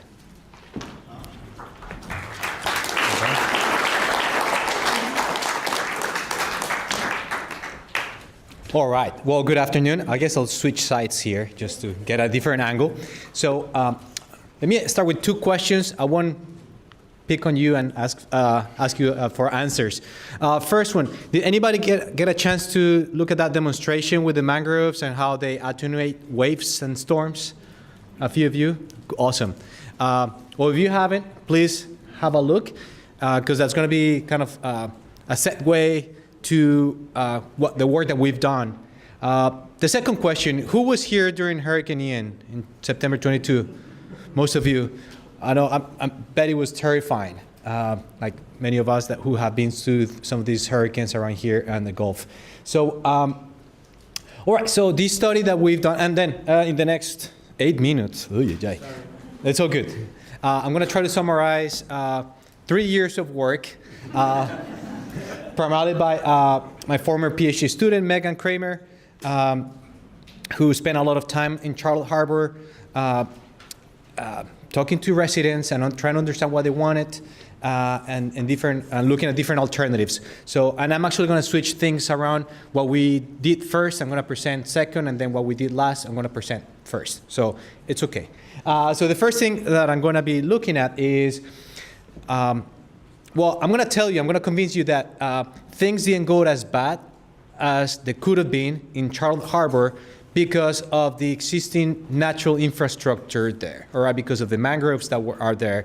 And they were not planned, it just naturally happened, all right? So that also counts as natural infrastructure. Nobody placed them there, no engineers involved, they just naturally came there. All right, so, and this is all published, so for us scientists, scientific papers are kind of like our currency, right? So we do have a scientific paper associated with each of these studies. I'll be more than happy to provide them to Emily, and she can probably distribute it with any of you. Okay, so Charlotte Harbor, I think everybody knows. It looks like a lot of people were here during Hurricane Ian, so I don't have to tell you how bad that storm was around here, and especially farther south, I guess, around where you are. So what we've done is we were not able to go out there and measure things during the hurricane for obvious reasons. I should say, we did try. We have tried to measure water levels and why not during hurricanes, but we used sensors that are about this size. They all disappear after the storm. So what we also do on the side is that we use these computer models, very sophisticated tools that bring a lot of physics into it, and they can tell us what are the expected changes or how water moves through the landscape, okay? So it's a wonderful tool and allow us to do a lot of different things on the computer without necessarily going out there and risking our lives during hurricanes or trying to do expensive projects, all right? So these are tools that we use before we go and try to do an actual infrastructure study. Okay, so with this tool that I'm telling you, some of the wonderful things that we can do is that, okay, we simulated the current conditions.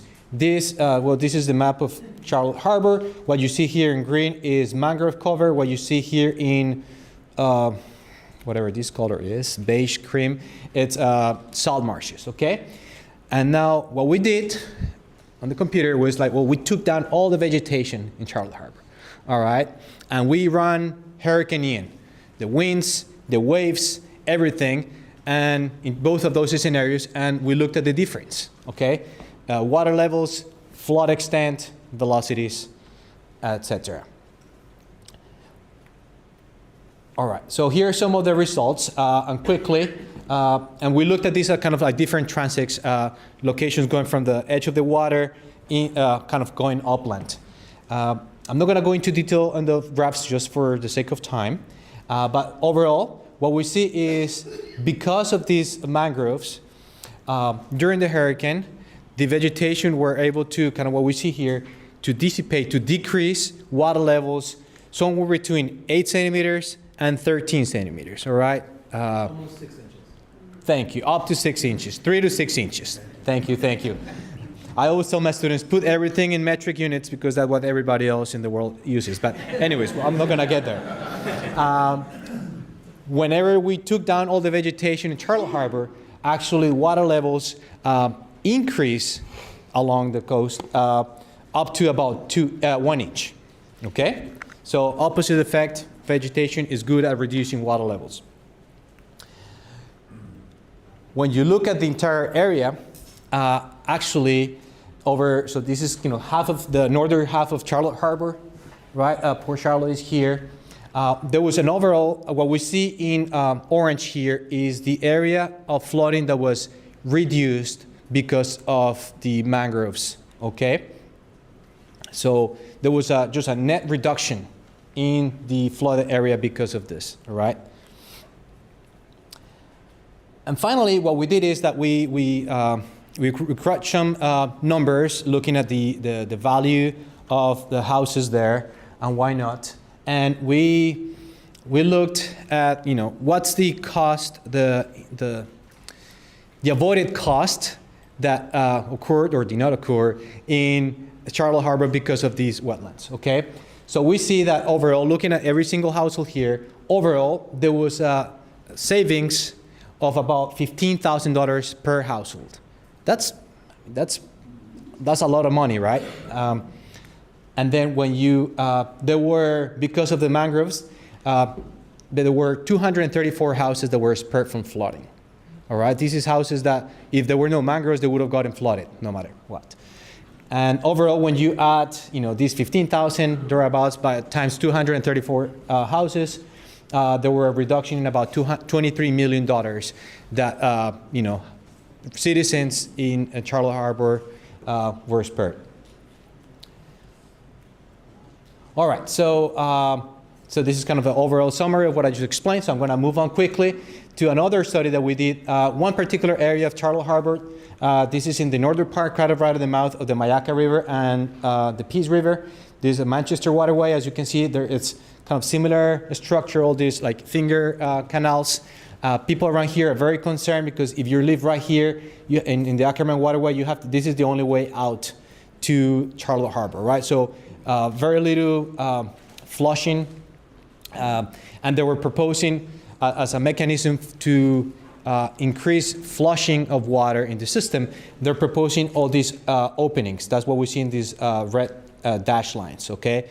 And that's what we investigated. What's the effect of having these actual openings, all right? Without actually going out there and digging them, we are able to do this in a computer model. And there are all kinds of different reasons why they wanted to test this out. Water quality, flushing, etc. We just went and looked at different things. So we set up a similar model to what we showed earlier. Again, we can go ahead in the model and modify the terrain to open these canals if we wanted to. All right, so quickly, and we run different scenarios, what will happen under regular conditions, and also we included, what's going to happen with sea level rise, and what will happen under extreme weather conditions, in this case, a tropical storm Eta. All right, now I'm going to explain the graphs again, but what we see that under just baseline conditions and no storms, we see an overall increase in tidal amplitudes. All right, so lower water levels during low tides, higher water levels during high tides, right? That's kind of what the main thing that we see, and it sort of makes sense, right? Is it good? Is it bad? Well, it depends on what you care about, right? Of course, if you're going out there in your boat during low tide, it's probably bad news, right? In terms of, we also looked at velocities, that as we explained earlier, it's important for flushing. And what we see here, and I think this is important, is that it really depends on where you are. It depends on the canal, depends on the location. There's no like an overall story here. So kind of my answer earlier, like it's complicated. It really can be complicated depending on your canal system. And the canal systems here in Marco Island are more complicated than this ones here. So it kind of really depends. This is under kind of baseline regular conditions like a calm day like today. However, when you bring, what happens when you bring like a tropical storm or hurricane and then sea level rise, that's a more clearer finding. We do see that overall, we do see an increase in velocities, right? So more flushing, no matter where you are in your waterway when you have an extreme event like this. Just kind of to summarize this, when you open or former canals, which is what happened here, there were all former canals that were blocked at some point. As soon as you increase this connectivity with the open water, with the bay, you will increase tidal amplitude, and you could increase velocities, especially during extreme events. I think, and kind of my overall message here is that every single bay is different, every condition is different. Just because I'm saying this about Charlotte Harbor, it doesn't mean that it will happen exactly the same thing here in Marco Island if you decided to do something like this. And that's why it's very important to, yes, of course, learn from the mistakes of the others have made in other places, but it's very, very important to understand very well the conditions, water quality, and the physical conditions of your system before you go on to implementing any infrastructure. All right? Well, that's all I have. Thank you.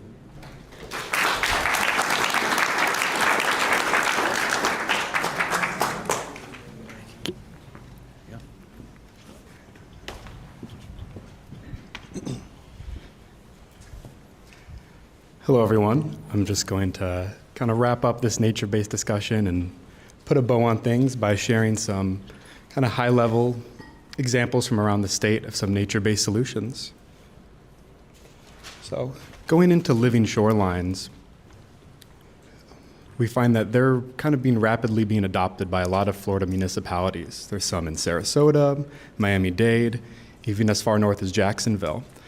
But one use case we really love to highlight as an exemplary example is up in Cedar Key, where a study showed that during Hurricane Idalia, there was a 28% decrease in wave energy compared to unprotected or even armored shorelines. So that's not theory, that's a real world example of a nature-based solution actively protecting homes and communities. Looking at beneficial reuse, over on the east coast of the state, in the Lake Worth Lagoon, over 1.2 million cubic yards of sediment were beneficially reused to create over 12 man-made islands, restoring over 100 acres of natural area. These islands are now fish nurseries, they've had seagrass recruitment, and most famously is that the protected American oyster catcher has returned to these islands, and the last recent study showed that there were kind of 4 pairs that show up every year. Jumping off of hydrological restoration, if you want a prime example of what that looks like, you don't even have to go as far as Goodland. I remember someone earlier in the questions brought it up, but if you just drive down San Marco Road and look to your left and right, you'll see the Fruit Farm Creek project, where over 200 acres of hydrological flow was restored to over 200 acres of estuarine mangrove forest. This is the largest project of its kind in the history of the state of Florida, and it's right here in our backyard. So why am I bringing all these up? It's to demonstrate that none of these nature-based solutions that we're discussing are theoretical. They're actively being built and implemented within the state of Florida right as we speak. And the reason is because they have a lot of benefits that come with them. One is the ecological. You're restoring habitat for our native sport fish. You're creating places for people to fish in and to boat through. The next is resiliency. A mangrove or a bushel of cordgrass is at its weakest when it is first planted, but only gets stronger as it matures. A seawall or a concrete revetment, once it's poured and cures, only gets weaker over time. The final benefit is also cost. Nature-based solutions are on average cheaper to build and cheaper to maintain. But as we know, nothing is one size fits all. No community, town, or shoreline are exactly the same. So none of us up here today are here to tell you that we need to tear out all the seawalls and replace them with mangroves. That's not realistic. But what the data does show is that these nature-based solutions work, and these nature-based solutions work, and they can have the possibility to make our coastal infrastructure more affordable and more resilient. And I believe that that's worth thinking about. So that's why C-HAWQ is dedicated to helping communities learn about, research, and explore these solutions to find more stronger, smarter, and more effective ways to solve our water quality problems. Thank you.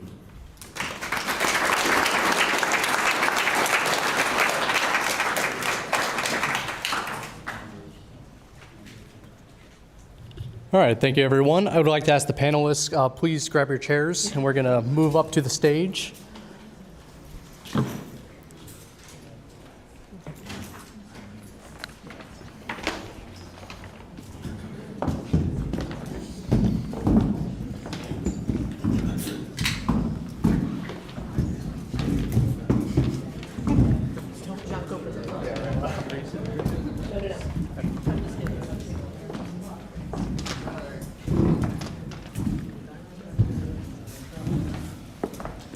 Perfect. Well, first of all, thank you guys for being here so much. But we actually have two new speakers up here joining us as well. So if you don't mind, give us a brief 1-minute introduction about yourself. Yeah. Can you all hear me? My name is C-HAWQ. I'm the executive director for the Friends of Rookery Bay. We're the 501c3 nonprofit. We're what's called the citizen support organization in support of the 110,000 plus acre Rookery Bay National Estuary and Reserve, one of 30 throughout the country, and really the flagship reserve in the country. I am probably the least intelligent person on the stage, let me tell you that right now. I am not a researcher, I'm not a scientist, I'm a fundraiser by trade, but I do have my Master of Science from the University of Florida School of Forest, Fisheries, and Geomatic Sciences, so it's happy to see some friendly faces here. And I'm just excited to connect with you all today and really honored to be a part of this panel. Oh, sorry. Yes.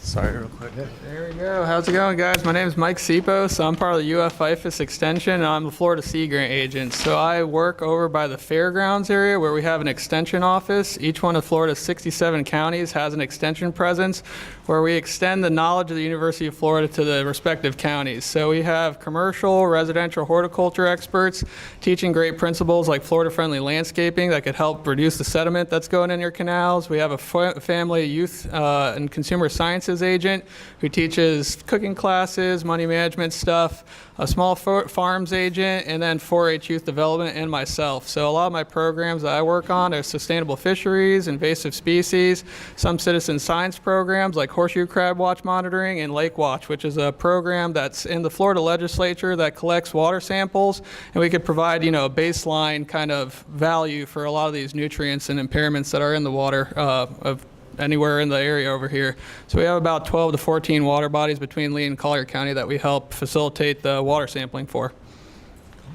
All right, excellent. Thank you, guys. Wanted to start this out. TJ and I were actually having a great conversation as you walked in earlier today, but branching off from the nature-based solutions, TJ, what are some of the other projects going on around Collier County, and how do those really come to fruition? Like, how can we get a project going?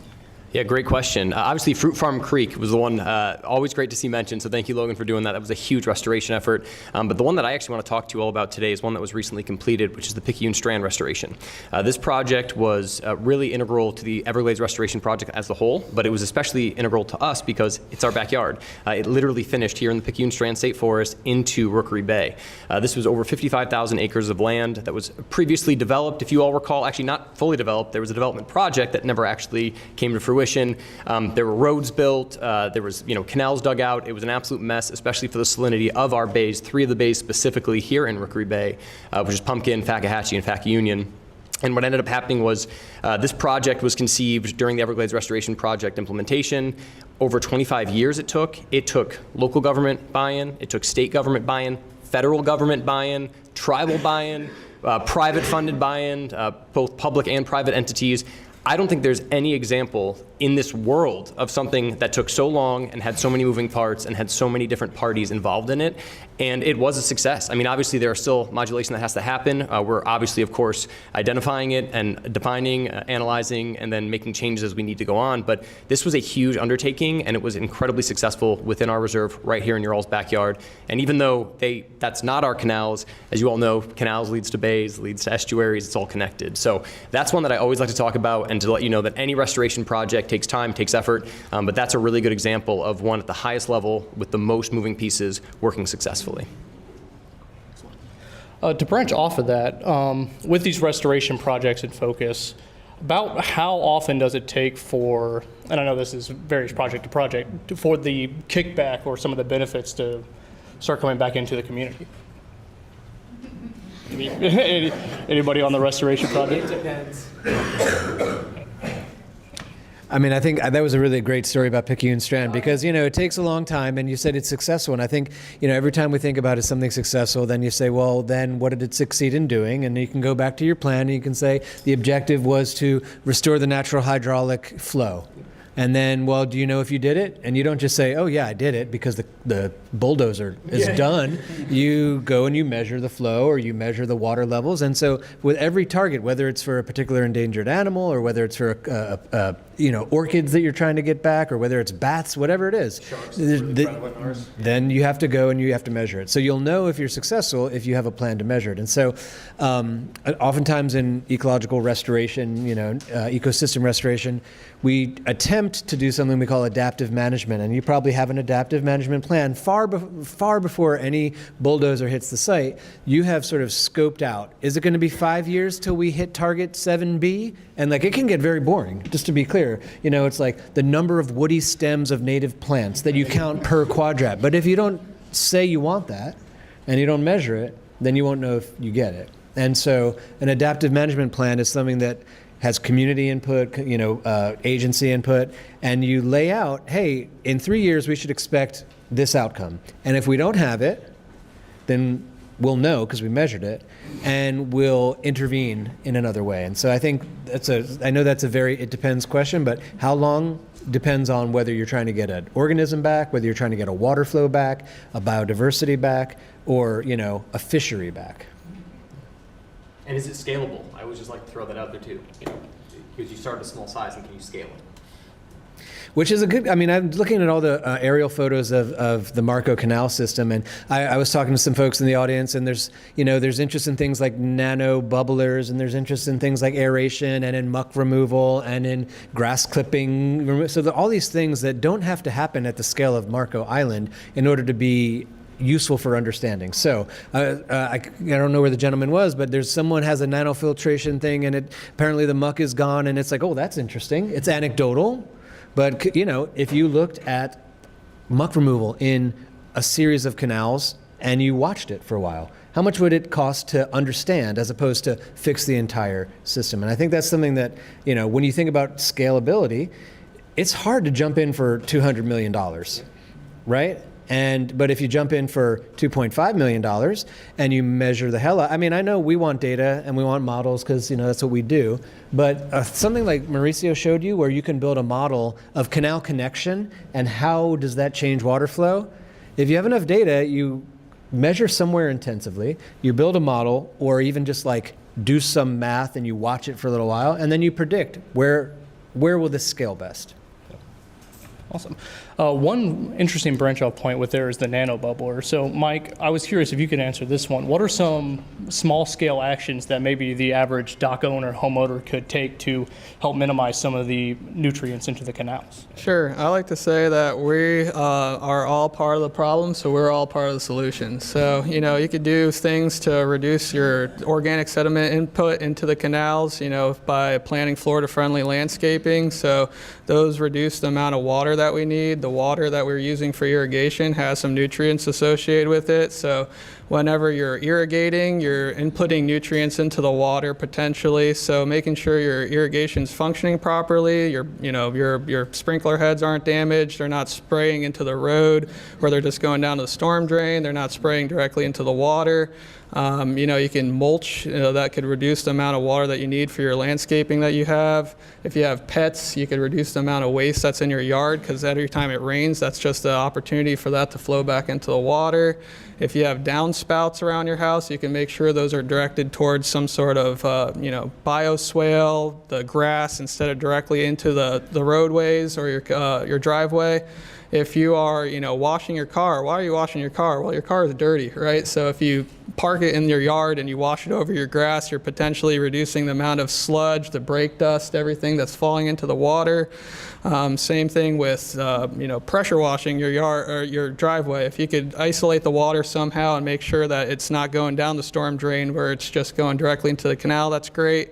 You can monitor what other folks are doing too, so don't tell on your neighbors, but maybe, hey, take a picture if you're seeing them pouring something down the storm drain or something, right? And there's ways that you could report that with illicit discharge, probably with your county. Collier County has pollution control, but then there's also city ordinances. There's a lot of construction happening too. So if there's construction happening by a seawall and you're noticing a lot of sedimentation getting into the water, that's increasing the amount of input that's there too. So there's a lot of different things that you can do. And like I mentioned, it's up to everybody in here to educate yourself and educate others to make sure that instead of us removing the sludge, the buildup of sludge isn't going to be as great over time too. So, look at fertilizer ordinances, because you could probably buy some fertilizer right now. Make sure you're not fertilizing 10 feet from the seawall. Make sure you're not fertilizing during those blackout dates. So a lot of different things that an individual can do to accept responsibility for a lot of this stuff. Interesting. Thank you very much. So at this point in time, I'd like to transition because I'm sure you guys still have a lot of questions, especially after the fourth talk with nature-based solutions, and I want to give everyone the opportunity to speak as well. So if you have any questions, yeah. I'm suffering from lung cancer. I had to get out of bed to come here. So pardon me as I struggle. If I could find Fauci, I'd hang him. I've lived here for 25 years. Do you want to use the mic so they can hear you? Yeah. Lucky you. My name's Roger Hall. I've lived here for 20 plus years. I live on Smokehouse Creek, which is a bay south. Sorry, I thought I killed it. Kill that for me. I live on Smokehouse Creek, which is a bay that's south of West Winterberry Bridge going out to Caxambas. Up until 2015, 16, 17, I swam in that water. So I'm sorry.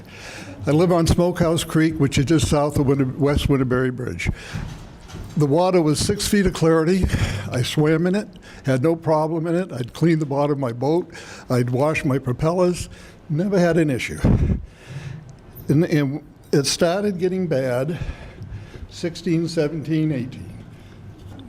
There's an article by, I'm sorry, Eugene Woodworth, Water Quality 2018 to 2024. And what it points out is we had beautiful water up until the STRP came into place, and they started interjecting millions of gallons of nitrogen and phosphate water into our reuse water system that was used copiantly all over this island, and that runoff was coming into our canals, bringing all the phosphates and nitrogen with it. And that was the cause. We did a water study then, and that was the cause of the deterioration. But nobody wanted to pay any attention. They cut back on the nitrogen, but they never even addressed the phosphates, which is the primary cause. We're spreading millions of gallons of phosphate-laden water on our medians all over this island that are washing into our canal and creating all this contamination and killing the algae, creating the algae that killed all the grass, and now we've got a swamp. That water is awful, and it's all happened in like 7 years. We lived here. This island was developed in, 40, 50 years ago. Never had a problem. In the interest of time, is there a real succinct question for the panel? No, but why aren't we addressing the real problem? The real problem is the sewer treatment plant. You're putting millions of gallons of untreated, partially treated sewer water laden with phosphates that have never been cut back, despite the state's. We were told by the state in 2000. Sir, we really appreciate your enthusiasm and your passion for wanting to improve the water quality. So we just want to give the speakers an opportunity to answer questions, but I appreciate you sharing that because it is a very personal problem, our water quality and how we've all experienced it. So we'd love to have the opportunity for anybody else that would like to ask questions of our panel and our speakers. Yes. Well, thank you very much for all of this information. It was certainly worth my time here, and I'm sure everybody feels the same way. Would you help us, at least me, summarize, where do we go from here? What are our next steps?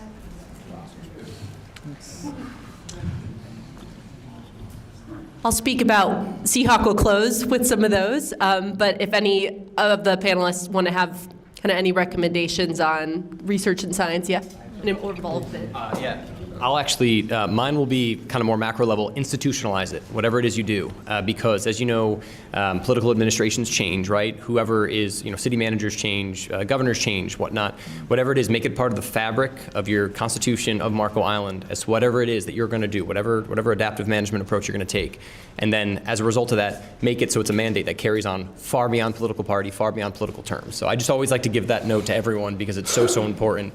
Make it more than just one administration. Also, Sorry. I would say too, like it's important for folks to adhere to those best practices and then be, enforcement too. If you see anything that's actually happening, there's lots of contractors and everything working out here. There's people who are landscapers too. So it's never a bad idea just to make sure that they're operating with the best practices in mind. Excellent. Anyone this side of the room? So we could participate more in by calling the number to do a test off of our docks, for instance. Is that right? Yeah, absolutely. I'm going to be the one sampling the docks. So we are testing for dissolved oxygen, conductivity, salinity, and we'll be able to get a gauge on how different docks are. And it was quite interesting, even between a initial just primary test off of one dock and going and sampling another dock, I could tell there was quite a drop off in one dock having higher dissolved oxygen and one dock having lower, even below like the stressor threshold where it could be stressing out game fish. So we're very interested, and we are going to love to be able to sample the docks and collect as much data as possible, because that's, again, one of the baselines is we just don't have a lot of data around each of the canals. So we're just here to help and gather data as much as we can. Do we sign up online for that? Or? Yes, sir. You can sign up online at C-HAWQ.org. Yeah. Speaking of data, I think the city of Marco has a pretty elaborate network of water quality monitoring sites, and they've kind of continued to do this since that impaired designation and the E4 plan getting put in. And I think they've, again, saying there's just silver bullet, there's been some implementations of improvements to the canal water, and they're tracking that data. Can you kind of speak on how something like that or additional resources is going to come in and assist you or help frame the current understanding of water quality specifically in Marco, in the area, and how that'll guide you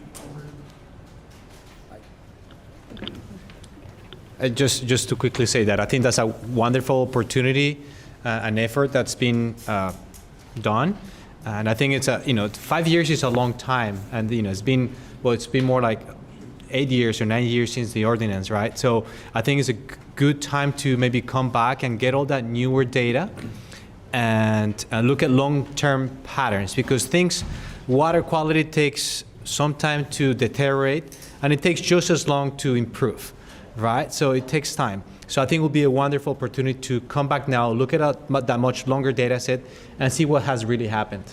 Yeah, it seems like there might be a little bit of improvement indicators happening a little bit, so it'd be really, I think that's a really good resource to utilize if it's there and if it's actually starting to say there's some sort of action happening. Yeah, I think you bring up something really important. I'm glad you brought it up in here. So what you're speaking about is long-term monitoring. And oftentimes, especially when it goes up to political decisions, long-term monitoring is not sexy, because oftentimes what people want to see is action. But if you do an action, you have to know whether it's successful. Again, you have to have those objectives. Also, what you have to know is what was the baseline before you did an action. If you don't have that long-term monitoring, when you have something like a storm event or you do a restoration, you don't know if you've made any changes or improvements. And so that long-term monitoring, it's critical for science, but it's also critical to know that you have success and achieve success. And so, again, I'll always push that monitoring is so important. Oftentimes we look back after something, after a hurricane or after some action is done, and if you don't have that monitoring, you're just, you're guessing.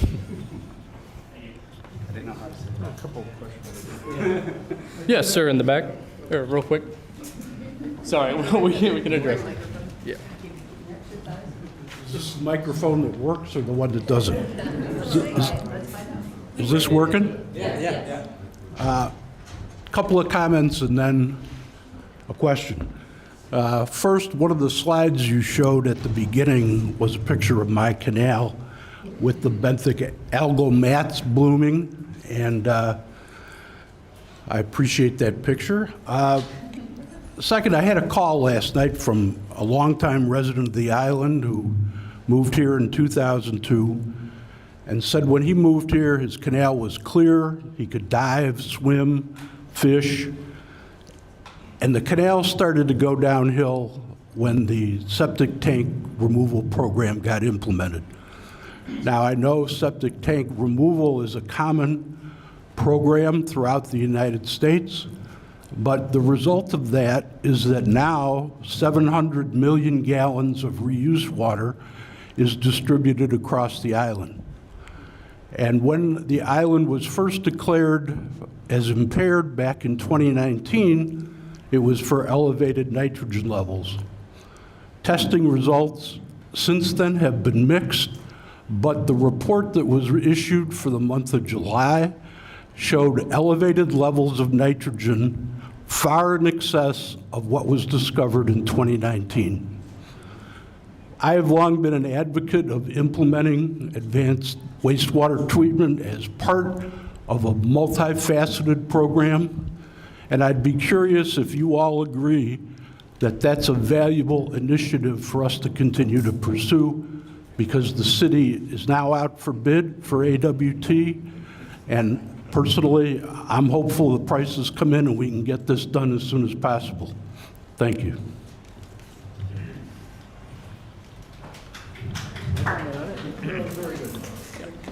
Yeah, I think that's a great point. I like the framing as, one menu item on a whole meal of things we need to do, right? And AWT is very attractive because the nutrient loading reduction from upgrading a wastewater treatment plant, I mean, it's a very expensive prospect, of course, but the nutrient load reduction is relatively easy to quantify. You know what the it's like there are pipes and you can measure them, and you can say after implementation I expect so many tons of N or P to be no longer distributed through the system, and definitely as a part of a larger and multifaceted effort. As you said, I think there are some pretty good success stories where AWT has worked to improve water quality. Sarasota Bay, your neighbor to the north, is one example. I don't know if you've had Dave Tomasco, the former director of the Sarasota Bay Estuary Program, come. I mean, he's a bit of an evangelist on it, and in part because he's observed it working so well, and sort of very careful science that has showed if that is a major source of the nutrient loading and you're able to reduce it, it's expensive but more certain than some of the others.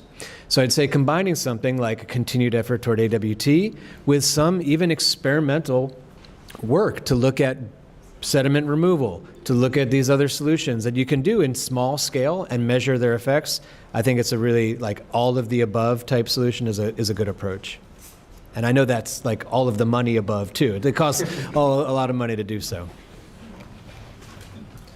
Yes, sir. Very quickly, thank you so much for having this seminar put on today. One, very important for everybody that's here, please sign up to have water tested at your canal. We test, the testing that's being referred to that the city does is 12 sites on the island, primarily Barfield, different bridges, locations like that. It's not dead-end canals. We have no idea how bad the water is in dead-end canals other than the ones we live on, such as a number of us here. Dead-end canals are probably nowhere close to as good as the numbers we're getting in the 12 that are mandated. So please sign up and have that done. Thanks again. Thank you. Thanks. Yeah. I would also say, in particular, on the map that Nathan made that showed the really red parts that were the farthest from the mouth, I would be particularly interested in those data. So if you live there, contact these guys, please. Absolutely, and that's going to be one of the data points that we're connecting with the water quality testing and parameters, is we're going to be extracting how far it is from a flushing point and seeing if there's a correlation between the two. So, sir, you had a question?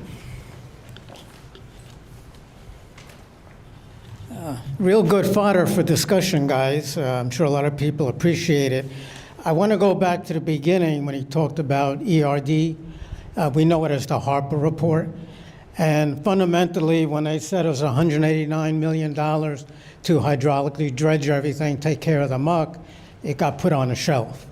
Subsequent to that, when you go into the data really deep and some of the Harper team's comments on it, calls into question whether there is muck everywhere and it needs to be done.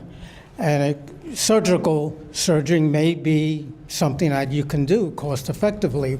And the question is, what you were saying, where is the muck, how much it is, where is it consolidated?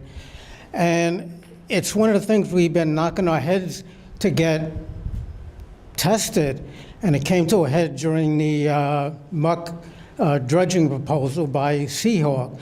How do you make decisions on this without knowing how much muck there is and where is it? And we've been banging our head against the wall to find out where is this muck and how much there is. In your experience, how do you get over that hump? Have you been successful anywhere in saying, hey, we need to do what you said? The initial thing is, where is this stuff? I can respond. Go ahead, Chris. Yeah, I mean, well, it requires a study, and study requires money.